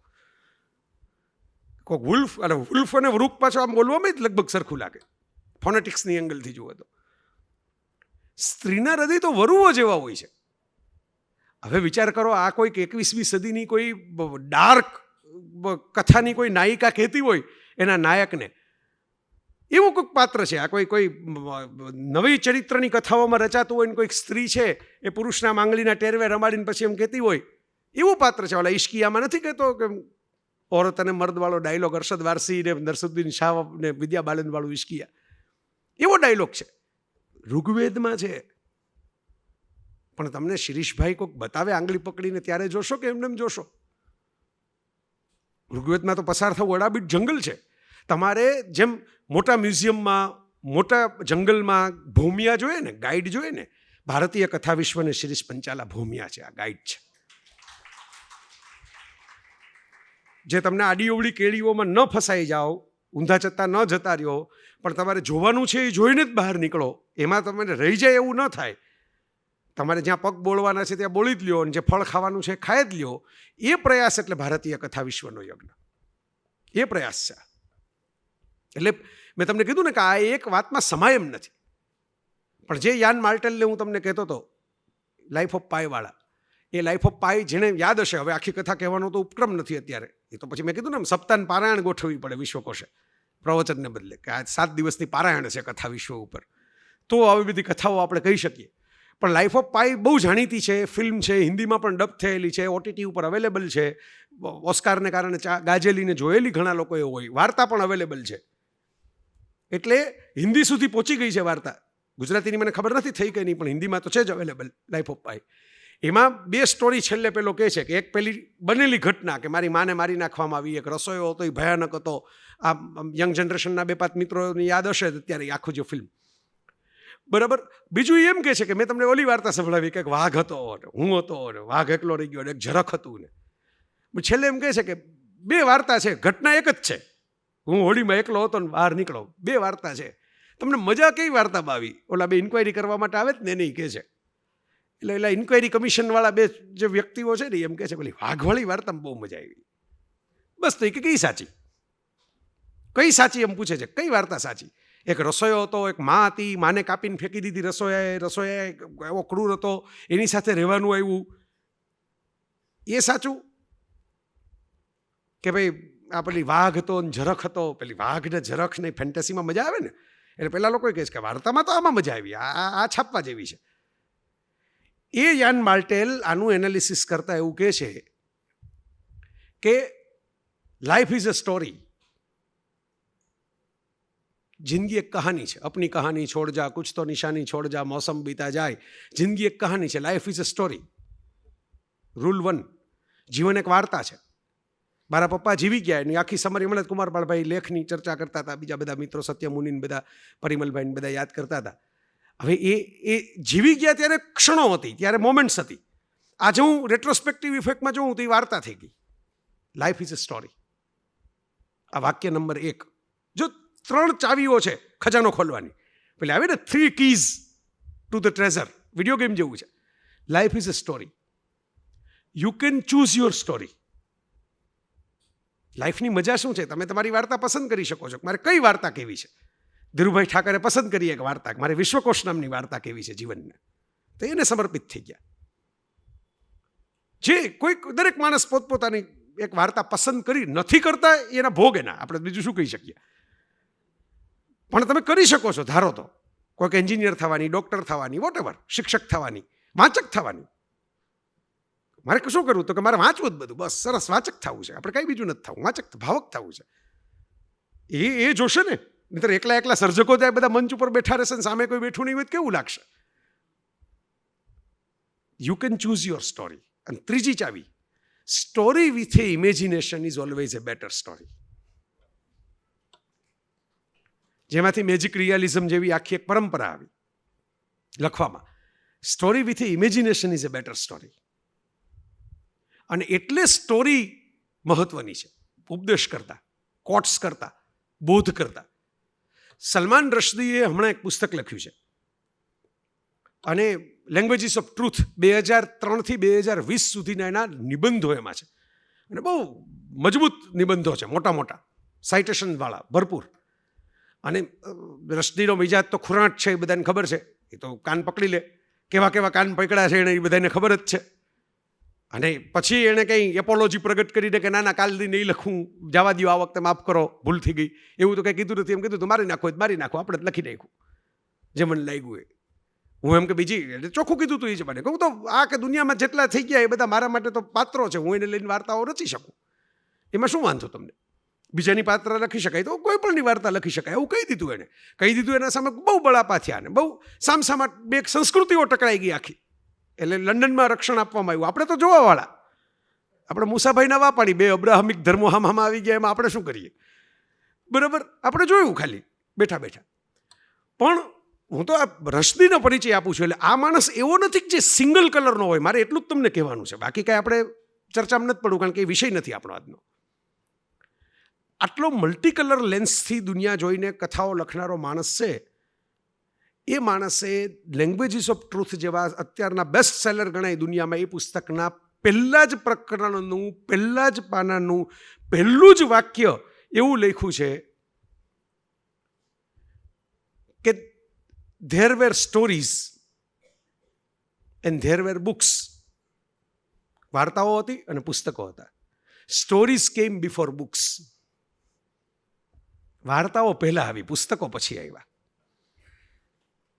અને એમ કરીને પછી અરેબિયન નાઇટ્સથી શરૂ કરીને કરટક, દમનક, હિતોપદેશ લગી આટા મારી આવ્યા છે. પંચતંત્રની હિતોપદેશ લગી રસ્તી પહેલા જ ચેપ્ટરમાં. કે ભાઈ મેં તો આ બધું વાંચ્યું છે. મેં તો ગણપતિ, એમ કે મને ગણપતિ બહુ ગમતા. શું કામ? લાડવા બાડવા ને પ્રસાદ બરસાદને એમ નહીં, મને નાનપણમાં ગણપતિ એટલે ગમતા કે ગણપતિએ મહાભારત લખી નાખ્યું. આપણને લેખક થવાના ઓરતા હતા એટલે આપણને એમ થતું કે આ જો આવો લેખક, કેવો લેખક, એમ કે બેટા આખું મહાભારત લખી નાખ્યું. કોઈક બોલતા જાય ને તમે લખતા જાઓ, બોલતા જાય ને લખતા જાઓ, એમ ગણપતિ કે મને ગમતા. આવું રશ્દીએ લખ્યું છે. સંકોચિતતાની ટીકાઈ કરી છે જે કોઈ પણ સમજદાર માણસ કરે, પણ એની સાથે ભારતના વારસાના કલર્સ એણે યાદ કરીને લખ્યા છે લંડન બેઠા. અને એમાં એણે આ વાત કરી છે કે વાર્તા પહેલાં છે, પુસ્તકો પછી આવ્યા. શિરીષભાઈની આખી યાત્રામાં તો કુદરતી રીતે સમીરભાઈને તમારે ફોન ઉપર વાત થઈ હતી, આવ્યા ના આવ્યા હોત તો એને એમને નામ લેત. પણ આ ગોંડલમાં વર્ષો પહેલાં પુસ્તક મેળાની અંદર ગોંડલમાં પુસ્તક મેળો એ જ પહેલાં તો એક અજાયબ ઘટના હતી. પુસ્તકો કહેવાય એ પછી રોમાંચ થાય, પહેલાં તો ગોંડલમાં પુસ્તક મેળો થાય એ જ રોમાંચક ઘટના હતી અમારા બધા માટે. એમાં હું આટા મારતો હતો પુસ્તકો લેવા માટે, એમાં સમીરભાઈએ પાછળથી ખભે હાથ મૂકીને કે દોસ્ત આ બે પુસ્તક લે. એટલે આપણે આ મિત્ર કે એવું કરાય, એવું કરવામાં જ કેટલાક લોકોના બધા ડ્રગ બ્રગના ચક્કરમાં ચાલુ થઈ ગયા. એટલે આ જુદા નશામાં ચડાવી ગયા અમને. મિત્રો નશાઓ તો આપે, પણ કેવા નશા આપે એના ઉપરથી મિત્રતાનું મૂલ્ય નક્કી થાય. તો એ સમીરભાઈએ યાયાવર ભાગ 1 અને ભાગ 2 મને એ પુસ્તકમાંથી લેવડાવી. એ આપણો પહેલો પરિચય સાહેબ તમારી સાથે, પંચાલ સાહેબ સાથેનો મારો પહેલો પરિચય. પછી ખબર પડી, પછી ધીરે ધીરે બધું વાંચતા ગયા એમ ખબર પડી. હવે વિચાર કરો, યાયાવર ભાગ 1 અને 2 છે એ તો વિદેશની આધુનિક સાહિત્ય ગણાય એવી વાર્તાઓના અનુવાદ છે. પેલી ટિપિકલ નહીં, એન્ટન ચેખોવ ને ઓ હેનરી જેને જે ગુજરાતી અનુવાદકોએ 10-10 વાર અનુવાદ કરી નાખ્યા છે એ વાર્તાઓ નહીં. ક્યાં આધુનિક સાહિત્ય? સુરેશ જોશીના ઘરાનામાંથી આવેલા શિરીષભાઈ. સુરેશ જોશી તો એક ઘરાના હતા ગુજરાતી સાહિત્યમાં, જેમ પેલા શાસ્ત્રીય સંગીતમાં ઘરાના હોય ને એમ એનું પોતાનું એક જુદું આખું એક વિત્ત હતું. એમાંથી શિરીષભાઈ આવે આધુનિક સાહિત્ય. સમીરભાઈએ મને એક દિશા ખોલી કે ભાઈ આ આધુનિક સાહિત્ય, આ માણસ જે તો ઉવેખે આધુનિક સાહિત્યનું એક લક્ષણ એવું એક મૂળિયાઓનો નાશ કરો, રૂટ્સ નહીં, વર્તમાનમાં જાઓ, ભવિષ્યમાં જાઓ, બધું જૂનું છે એ છોડી દો, ફગાવી દો, જલાડો ફૂક ડાળો એ દુનિયા. એક લેફ્ટ એંગલ હોય, ડાબેરી એંગલ, ક્રાંતિનો જે ડાબેરી એંગલ હોય ને, જે હોય તોડી નાખો પહેલાં. એમ મેલબેલ ન જોઈએ, તોડી નાખો. પછી શું? પછી નથી ખબર. એમાં રશિયા આખું ગૂંચવાઈ ગયું. પેલો દેંગ ઝિયાવો પેંગ ન મળ્યો હોત તો ચીને ગૂંચવાઈ ગયું હોત. બરાબર? કારણ કે પછી શું કરવું એ તો કોઈ પાસે છે નહીં નકશો, પણ ભાંગવાનો નકશો છે. એટલે કાર્લ યંગનું તો એક કાવ્ય છે ને, હું હથોડીની પૂજા કરું છું, કે તોડવાવાળી શસ્ત્ર છે એ મહત્વનું છે, બનાવવાવાળું ટાંકણું તો આપણી પાસે છે નહીં. પણ એમાંથી તમે વિચાર કરો કે એ આધુનિક સાહિત્યના પરિવેશમાંથી સુરેશભાઈમાં પણ આ હતું. સુરેશભાઈ વારંવાર વેદને એને બધી અલગ અલગ ભારતીય કથાઓના પરિવેશને યાદ કરીને લખે. મધુરાઈમાં પણ આ છે, એ પણ લખે. મધુરાઈ તો દોહરાઓ લખે. નવલકથાઓની અંદર પાછા પૃથ્વીરાજ રાસોનો દોહરો લઈ આવે, 4 હાથ 24 ગજ અંગુલ અષ્ટ પ્રમાણ. આવું બધું મધુરાઈની વાર્તાઓ મળે. બરાબર? આપણા આધુનિક સાહિત્યકારો જે બધા લાભશંકર ઠાકર આયુર્વેદની પ્રેક્ટિસ કરે, એટલે સંસ્કૃતના નામો બોલતા બોલતા પાછું બેટામોર્ફોસિસનું વૃક્ષ શું કરે. આપણે એવા આપણે ગુજરાતે એ બાબતમાં ધન્ય થયું કે મૂળિયાઓ કાયપા વગર પણ ડાળીઓ વિસ્તરે એ આધુનિક સાહિત્ય ગુજરાતે બતાવ્યું, જે કદાચ જર્મની કે રશિયાએ નથી બતાવ્યું.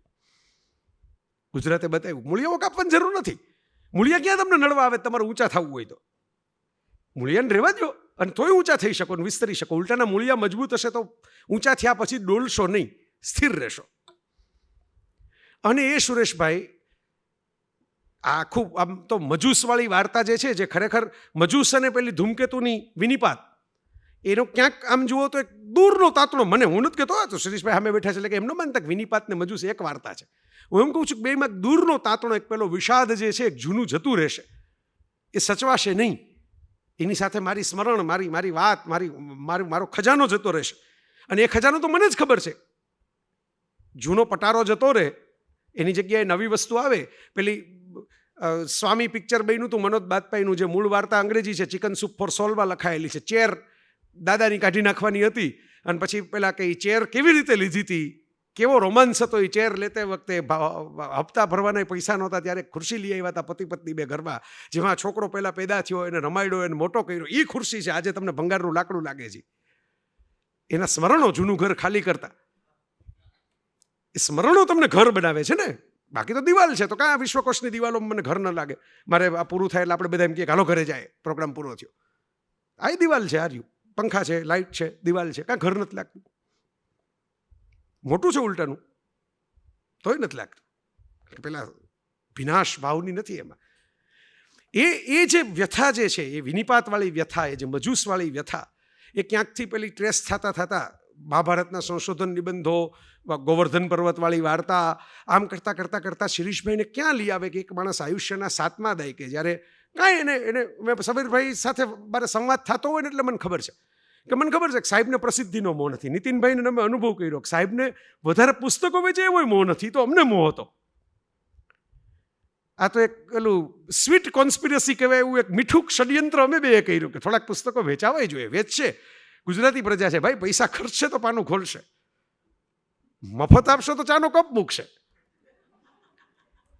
કે આ સારું ઢાંકણું મળ્યું આપણને. તો એ અમારે બેયને કામ આવશે. સાહેબને રસ નહોતો, સાહેબને બિલકુલ રસ નહોતો. સાહેબની ઇન્ટેગ્રિટી બહુ ક્લિયર છે કે મેં આ કામ કર્યું એ તપસ્યાને તમે પીછાણો તો પીછાણો.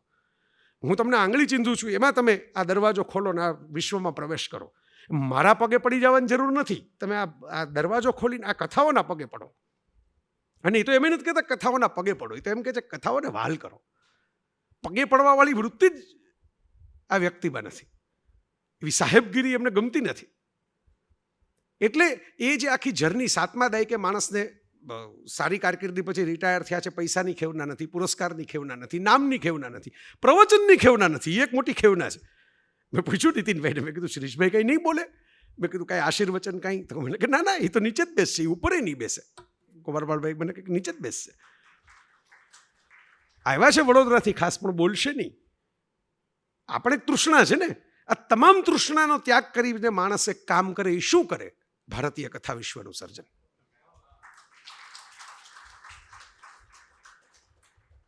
કે જેમાં તમે ખરેખર કંઈક એવું નક્કર મળે. કારણ કે આ છે ને, આ કામ એવું છે કે આ જનરેશન્સ માટેનું કામ છે. કેટલાક કામ એવા હોય કે પોતાની આવતી પેઢીને આવે ને કેટલાક કામ એવા હોય કે સમાજની આવતી પેઢીને લાગુ પડે.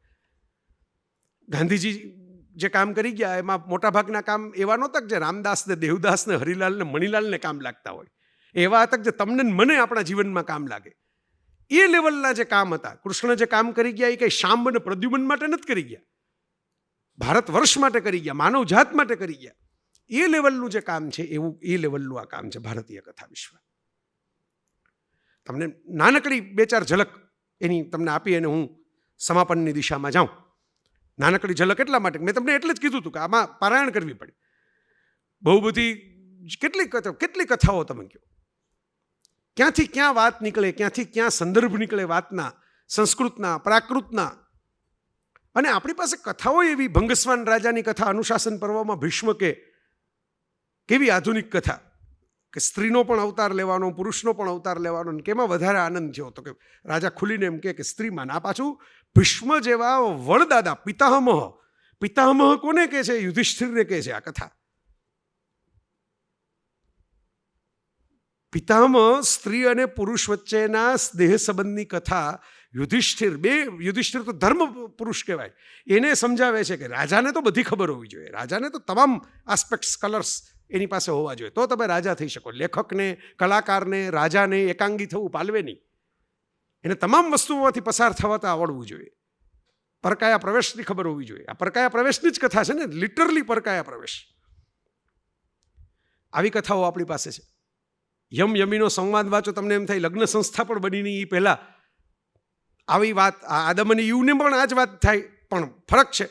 આદમ અને ઈવમાં પેલું ટેમ્પટેશનનું ફ્રૂટ ખવાઈ જાય છે, પણ યમ છે મજબૂત છે, કાળ પુરુષ છે, અને એ મજબૂત રહે છે ટેમ્પટેશનની સામે, પ્રલોભનની સામે. એને સ્પષ્ટપણે કહે છે, જો જજમેન્ટલ નથી, મજબૂત છે. એ યમીને એમ કહે છે કે મને એમ નથી લાગતું કે તું ખોટી છો, મને એમ લાગે છે કે જે વૃક્ષને તું વળગવા માગે છે એ હું નથી.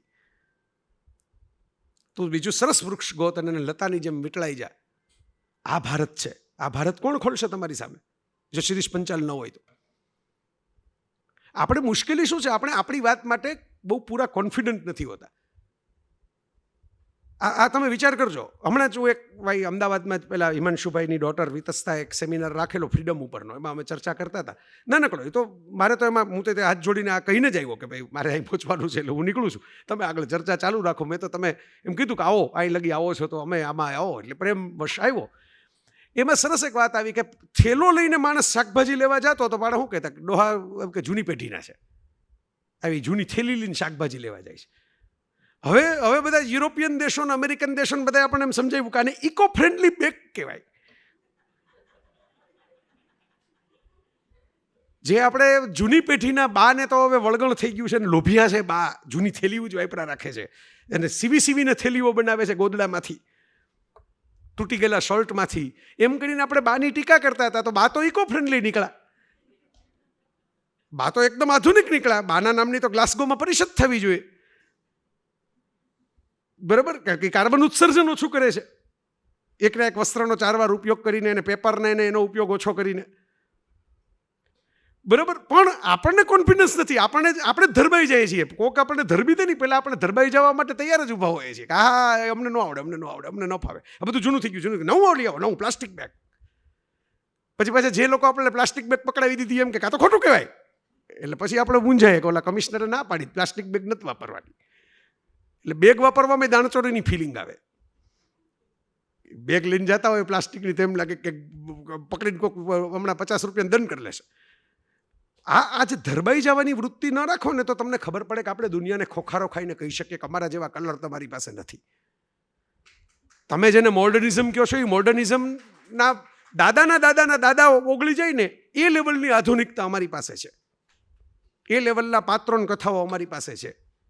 એમાં કોઠાસૂઝ પણ હોય, એમાં દેશી વાતો પણ હોય, ભાષા પણ હોય, પ્રાણીઓની વાતો પણ હોય, અને એકબીજા સાથે વિરોધાભાસી ઉપદેશ પણ હોય.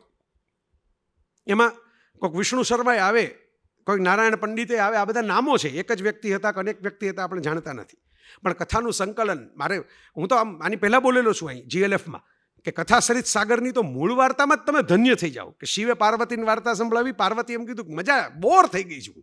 આ 21મી સદીનો તાજો રોગ બોર્ડમ, કંટાળો બહુ આવે, મજા નથી આવતી. પત્નીને કંટાળો આવે ત્યારે પતિએ ચેતી જવું જોઈએ, વાઇસ વર્સા. સ્પાઉસને આપણે એવું માનીએ, પત્નીને પતિ એવું બોલવાને બદલે પતિને આવે તો પત્નીએ ચેતી જવું જોઈએ કે આ કંટાળા ના આવે અમે જીવતા જાગતા બેઠા જ ને. તો એ જે કંટાળો આવે છે એમાંથી શિવે શું કર્યું? શિવે કંઈ મોટા મોટા ફિલોસોફીના પાઠ નથી કર્યા. શિવ તાંડવ સ્તોત્ર, શિવ મહિમને સ્તોત્ર નથી સંભળાવ્યું, વાર્તા સંભળાવી. વાર્તાઓ સંભળાવી એ ના પાડી હતી કે આ તમારી મારી એક્સક્લુઝિવ વાત. એ વળી પાર્વતીએ સખી જયાને કહીને, જયાએ પુષ્પદંતને કહીને, પુષ્પદંત એ તો ભર્તૃહરિના અમરફળ જેવું છે, શેરિંગ તો થાય જ. સારી વાર્તા લાગે, અહીં વિડીયોનો આટલો ટુકડો કર્યો હોય એ લોકો ફેરવે વોટ્સઅપની અંદર કે જો આજે ઓલા વિશ્વકોશના પ્રોગ્રામમાં ગયા હતા, કથા વિશ્વનું કંઈક હતું, જો આ 2 મિનિટનું જુઓ. એના ભાઈબંધુને બતાવવાનો શોખ બહુ હોય બધાને. જ્યાં ના પાડી હોય મોબાઈલ ચાલુ ન કરતા અહીંયા ચોરી છુપીથી એક ટુકડો તો ઉતારી જ લે. એ શેરિંગના ભાવથી શ્રાપ મળ્યો. ને શ્રાપ એ કેવો, તો વરદાન જેવો શ્રાપ કે પૃથ્વી ઉપર જાઓ અને આ કથા સાંભળવો પછી છુટકારા થશે, ને સાંભળો ત્યારે છુટકારા થશે. અને એક લાંબી કથા છે, નામ જ બૃહદ કથા છે, કથા સરિત સાગરનું. એટલે બૃહદને તો લઘુ કેમ થાય?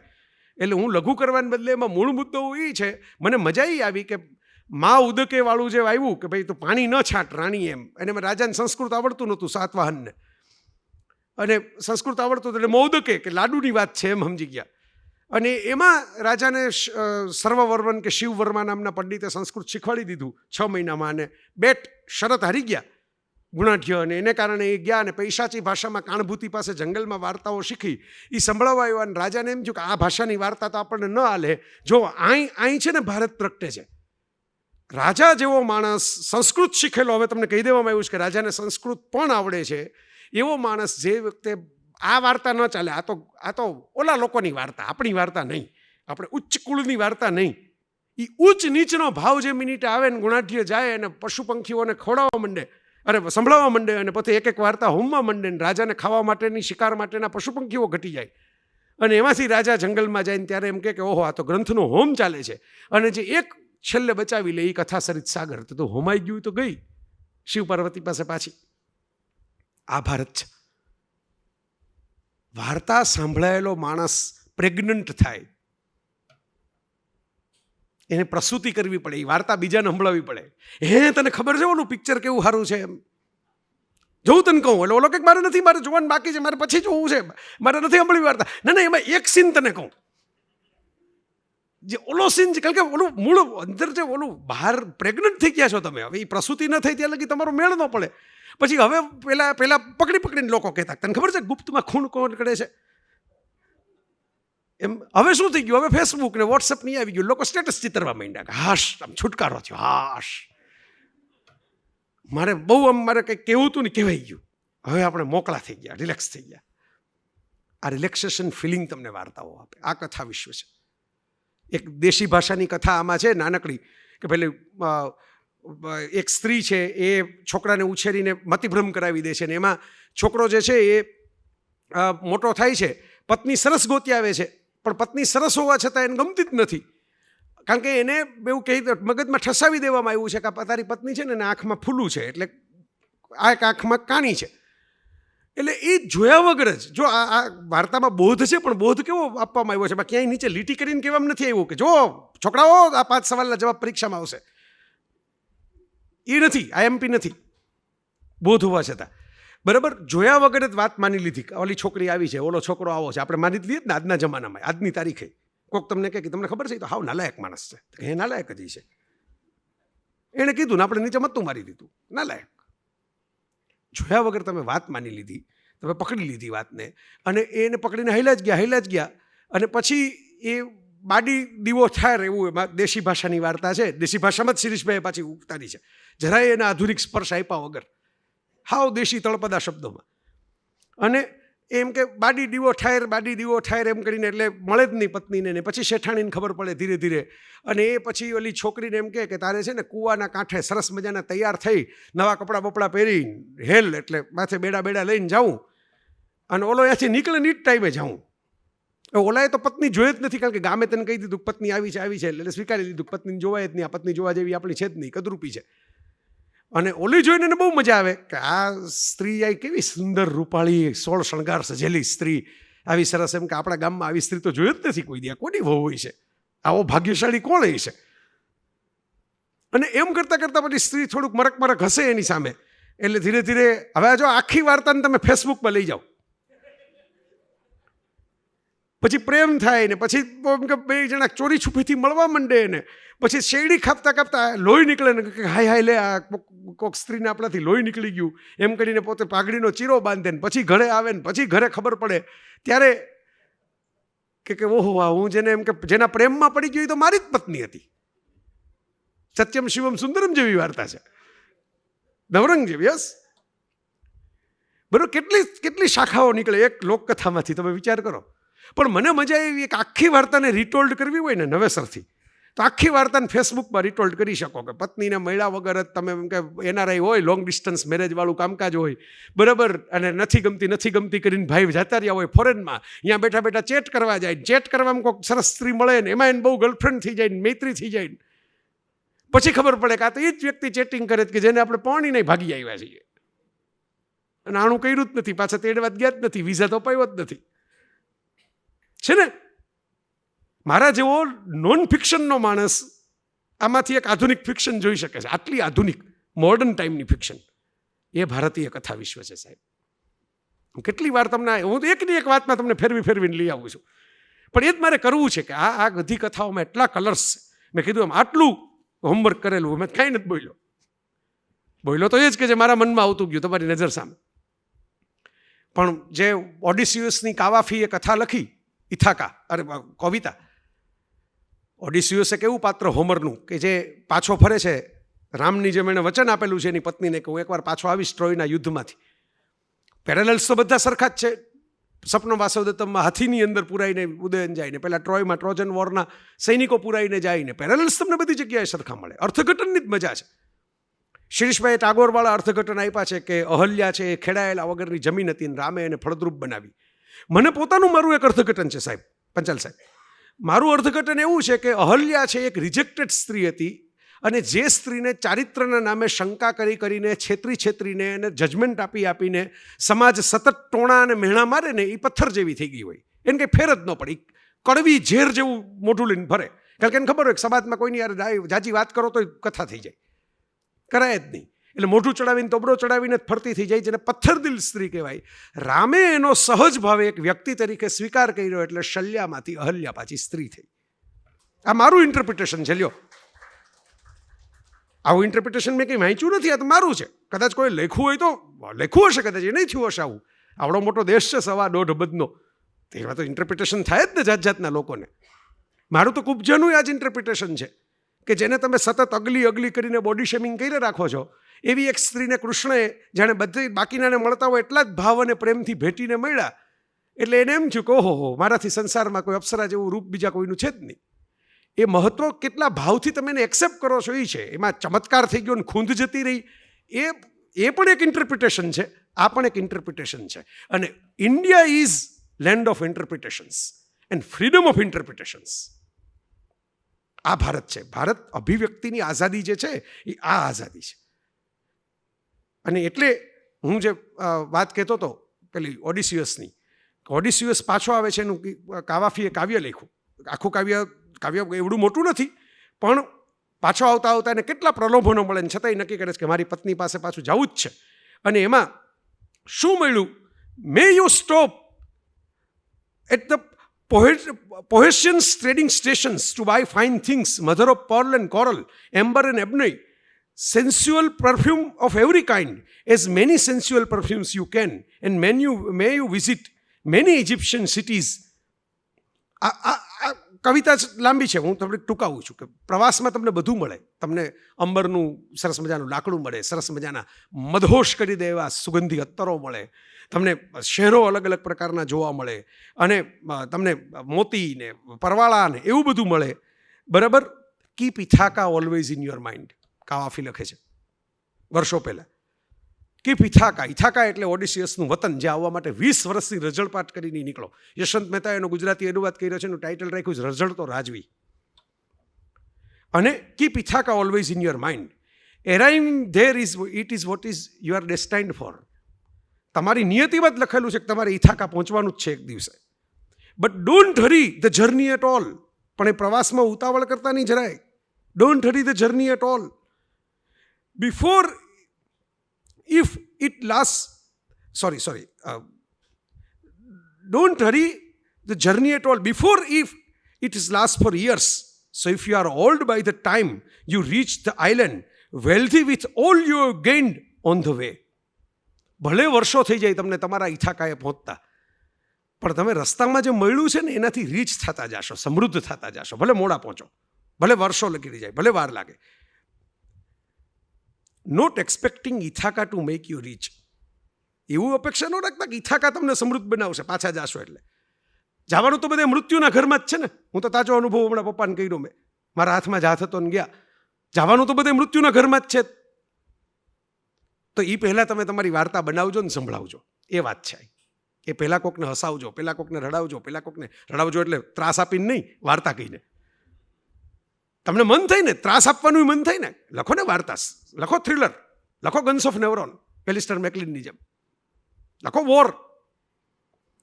તો Ithaca gave you the marvellous journey. Without her you wouldn't have set out. She has nothing left to give you now. And if you find her poor, Ithaca won't have fooled you. Wise as you will have become, so full of experience, you will have understood by then what these Ithakas mean. તમે પાછા આવો ને તમને એમ લાગે કે લે આપણે ઇથાકા આવ્યા ને ઇથાકામાં તો એનું ઝૂંપડું, નીની પત્ની, નીનું ઘર ને એ જ બધું છે, એવું ઓડિસિયસને થાય. તો યાદ રાખજો કે તમને જે ડાપણ મળ્યું ને આટલી યાત્રા કરી કરીને પડતા આખડતા આવ્યા ત્યારે, એ તમારામાં પ્લસ થયું. ઇથાકાએ તમને હાવ કોરા નથી રાખ્યા. દરેક માણસ પાસે પોતાનું એક ઇથાકા તો હોય, જે મળ્યું હોય ને ન મળ્યું હોય. કોકની અહીં બેઠા હોય, કોક એમ કહેશે કે મને મળી ગયું મારું ઇથાકા, મારે કંઈ બાકી નથી રહ્યું. કોક એમ કહેશે કે ના મારું ઇથાકા બાકી છે, હજી મારે ઘણું કરવાનું છે. પણ એ ઇથાકા પહોંચતા પહોંચતા રસ્તામાં તમને જે મળે ને એ થઈ જાય છે વાર્તાઓ. આ વાર્તાઓ એટલે બીજું કાંઈ જ નહીં. તમારી યાત્રામાં રસ્તામાં તમને મળે. મેં બિગ ફિશ નામની હમણાં ડેનિયલ વોલેસની કૃતિ ઉપરથી ટિમ બર્ટનની ફિલ્મ ઉપર લેખ લખેલો. એમાં છેલ્લે પેલો બાપ વાર્તા જ સંભળાવ્યા રાખે, મરણ પથારીએ બેઠો બેઠો. છોકરાને એમ થાય કે બાપ તો ઘેલો છે, એટલે દરેક વાતમાં વાર્તા જ સૂજે છે. અને નાની વાત હોય ને તો હું આમ ગયો તો, હું તેમ ગયો તો, એટલે છોકરાને થાય કે આ ઓવર રેટેડ છે, આ વાસ્તવિકતા નથી. અને છેલ્લે બાપ મરી જાય ત્યારે જે વાર્તા એને સંભળાવી ને એમ કીધું કે ગામમાં રાક્ષસ આવ્યો હતો. તો રાક્ષસ ના આવે એની સ્મશાન યાત્રામાં, પણ એક 7 ફૂટનો સર્કસવાળો માણસ આવે કે તારા બાપે છે ને મને નોકરી અપાવી હતી આ સર્કસમાં. બાપે એમ કીધું હતું કે મને રાક્ષસ મળ્યો હતો ને આપણે રાક્ષસાની ભાઈબંધી કરી. એટલે છોકરાને એમ થાય કે એમ રાક્ષસ થોડા મળતા હશે. પણ બાપે જરાક મરી મસાલું, મીઠું મરચું નાખ્યું હતું, પણ હાવ ખોટું નહોતું કીધું. એક 7 ફૂટનો માણસ હતો જેને એને સર્કસમાં નોકરી અપાવી હતી. અને એવા 10-15 જણા એને મળે છે. અને છેલ્લે પેલો પુત્ર પછી એને એમ થાય છે કે બાપુજી જે વાર્તા કહેતા એ હાવ ખોટી નહોતી, બાપુજીએ કલર થોડાક ઝાઝા નાખ્યા હતા એમાં, પણ કંઈક મુદ્દો તો હતો અંદર, સાવ એમનેમ તો નહોતું. તો એમાં એક માણસ, બુઢો માણસ હસતો હોય છે ખડખડાટ. હવે એને ખબર પડી કે જેટલા આવ્યા છે મારા બાપુજીએ કંઈક કંઈક એના માટે કર્યું છે જ આવ્યા છે. એટલે એની પાસે જઈને એમ કહે છે કે મારા બાપે તમારા માટે શું કર્યું હતું? લોલો એની સામે જોઈને કે એકવાર મને હસાયો હતો બહુ. હી મેડ મી લાફ. એટલે હું આવ્યો એને છેલ્લી સલામ દેવા માટે. હી મેડ મી લાફ. આ વાર્તાઓ મેં કીધું એમ તમારો થાકે ઉતારે, તમને આનંદે કરાવે, તમને હસાવે, ક્યારેક રડાવે, ક્યારેક મજા કરાવે, ક્યારેક બોધ આપે, ક્યારેક આંગળી પકડીને ક્યાંક લઈ જાય, ક્યારેક હોરરનો અનુભવ કરાવે, ક્યારેક રસનો અનુભવ કરાવે. મારો સાહેબ મિત્રો, જે છેલ્લી વિનંતી જે છે આ સમાપનમાં, હવે તો પૂરું કરી નાખ્યું, હવે આપણે કથા જાજી નહીં કહું તમને. કથાઓ અનંત છે આપણી પાસે, પણ આપણે ક્યાંક તો અટકવું પડે ને. વાર્તાનો એ નિયમ છે કે વાર્તા સ્વાદિષ્ટ તો લાગે કે જો એ અટકે, ભીતર ખટકે. પૂછો એકતા કપૂરને હું ખોટો કહેતો હોઉં તો. એટલે ક્યાંક તો અટકવું પડે. તોય મેં 10 મિનિટ તો વધારે ચોરી લીધી. નીતિનભાઈને મેં કીધું હતું કે ભાઈ આમ એટલે સીના ચોરી, ચોરા ચોરી જેવું મેં કીધું કે ચોરી, એટલે મને કે 10-15 મિનિટ વધારે લંબાવો તો વાંધો નહીં, કલાકથી, એનાથી વધારે નહીં. એવું એનાથી વધારે નહીં બોલ્યા નહોતા, પણ એ મેં કાઉન્સમાં સાંભળી લીધું હતું. તો આ બધું તમને મેં ચટકા ભરાવ્યા. હવે આને કંઈક સતત તો આ બધું, હવે તમે એમ કહો કે ના ના આમાં તો મજા આવે છે, મજા આવે છે તો બહાર જાઓ, લ્યો સેટ.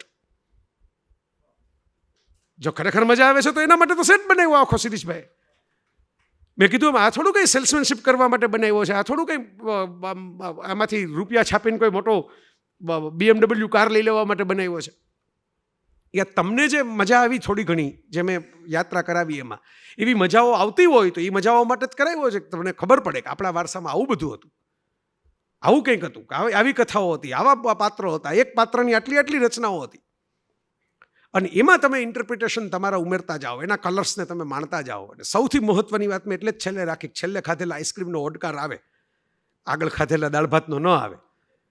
એટલે સૌથી મહત્વની વાત જે હું વારંવાર કહું છું, પોકારીને કહું છું, એને કારણે ઘણા લોકોને ખટકું છું, નથી ગમતો, કે ભારતીય સમાજ, કે આમ તો જુઓ તો વિશ્વ માનવ સમાજ, બે જ વિભાજનમાં અત્યારે છે, રંગરસિયાઓ અને બુદ્ધિબુઠ્ઠાઓ.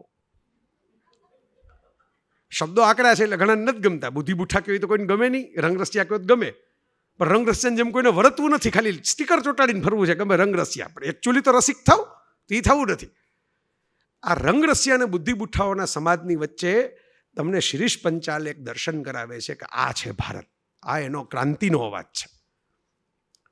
કાલ ઉઠીને બુદ્ધિબુઠ્ઠાઓ ભારતીય સંસ્કૃતિનું ઇન્ટરપ્રિટેશન કરવાનો કબજો લઈ લે અને એમ કહેવા માંડે કે આમાં તો આમ છે ને, આમાં તો તેમ છે ને, આમાં તો આ છે ને, આમાં તો હાય આવું છે ને, આમાં તો આવું છે ને, આમાં તો આ એક આટલી પત્ની છે ને, આમાં તો આટલા પુરુષ છે ને, આમાં તો આવો પ્રેમ છે ને, આમાં તો આ બાળકને આમ કરી નાખે છે ને, તેમ કરી નાખે છે ને. ત્યારે એક માણસ, એક આ એવી ક્રાંતિ નથી જેની અંદર કોઈક હાથમાં આમ ઝંડો લઈને ઊભું હોય કે હે ખબરદાર હું ઊભો છું. કારણ કે એને કંઈ ચૂંટણીમાં જઈને કંઈ સીટ નથી મેળવવી, એને કોઈ મત નથી મેળવવો, એને કોઈ હોદ્દો નથી મેળવવો, એને કોઈ એના માટેનો પુરસ્કાર નથી મેળવવો. તો આવા રિસર્ચ માટે અમેરિકાની યુનિવર્સિટીઓ, નીતિનભાઈને ખબર છે, ફેલોશિપ આપીને બોલાવીને રાખી લે માણસોને.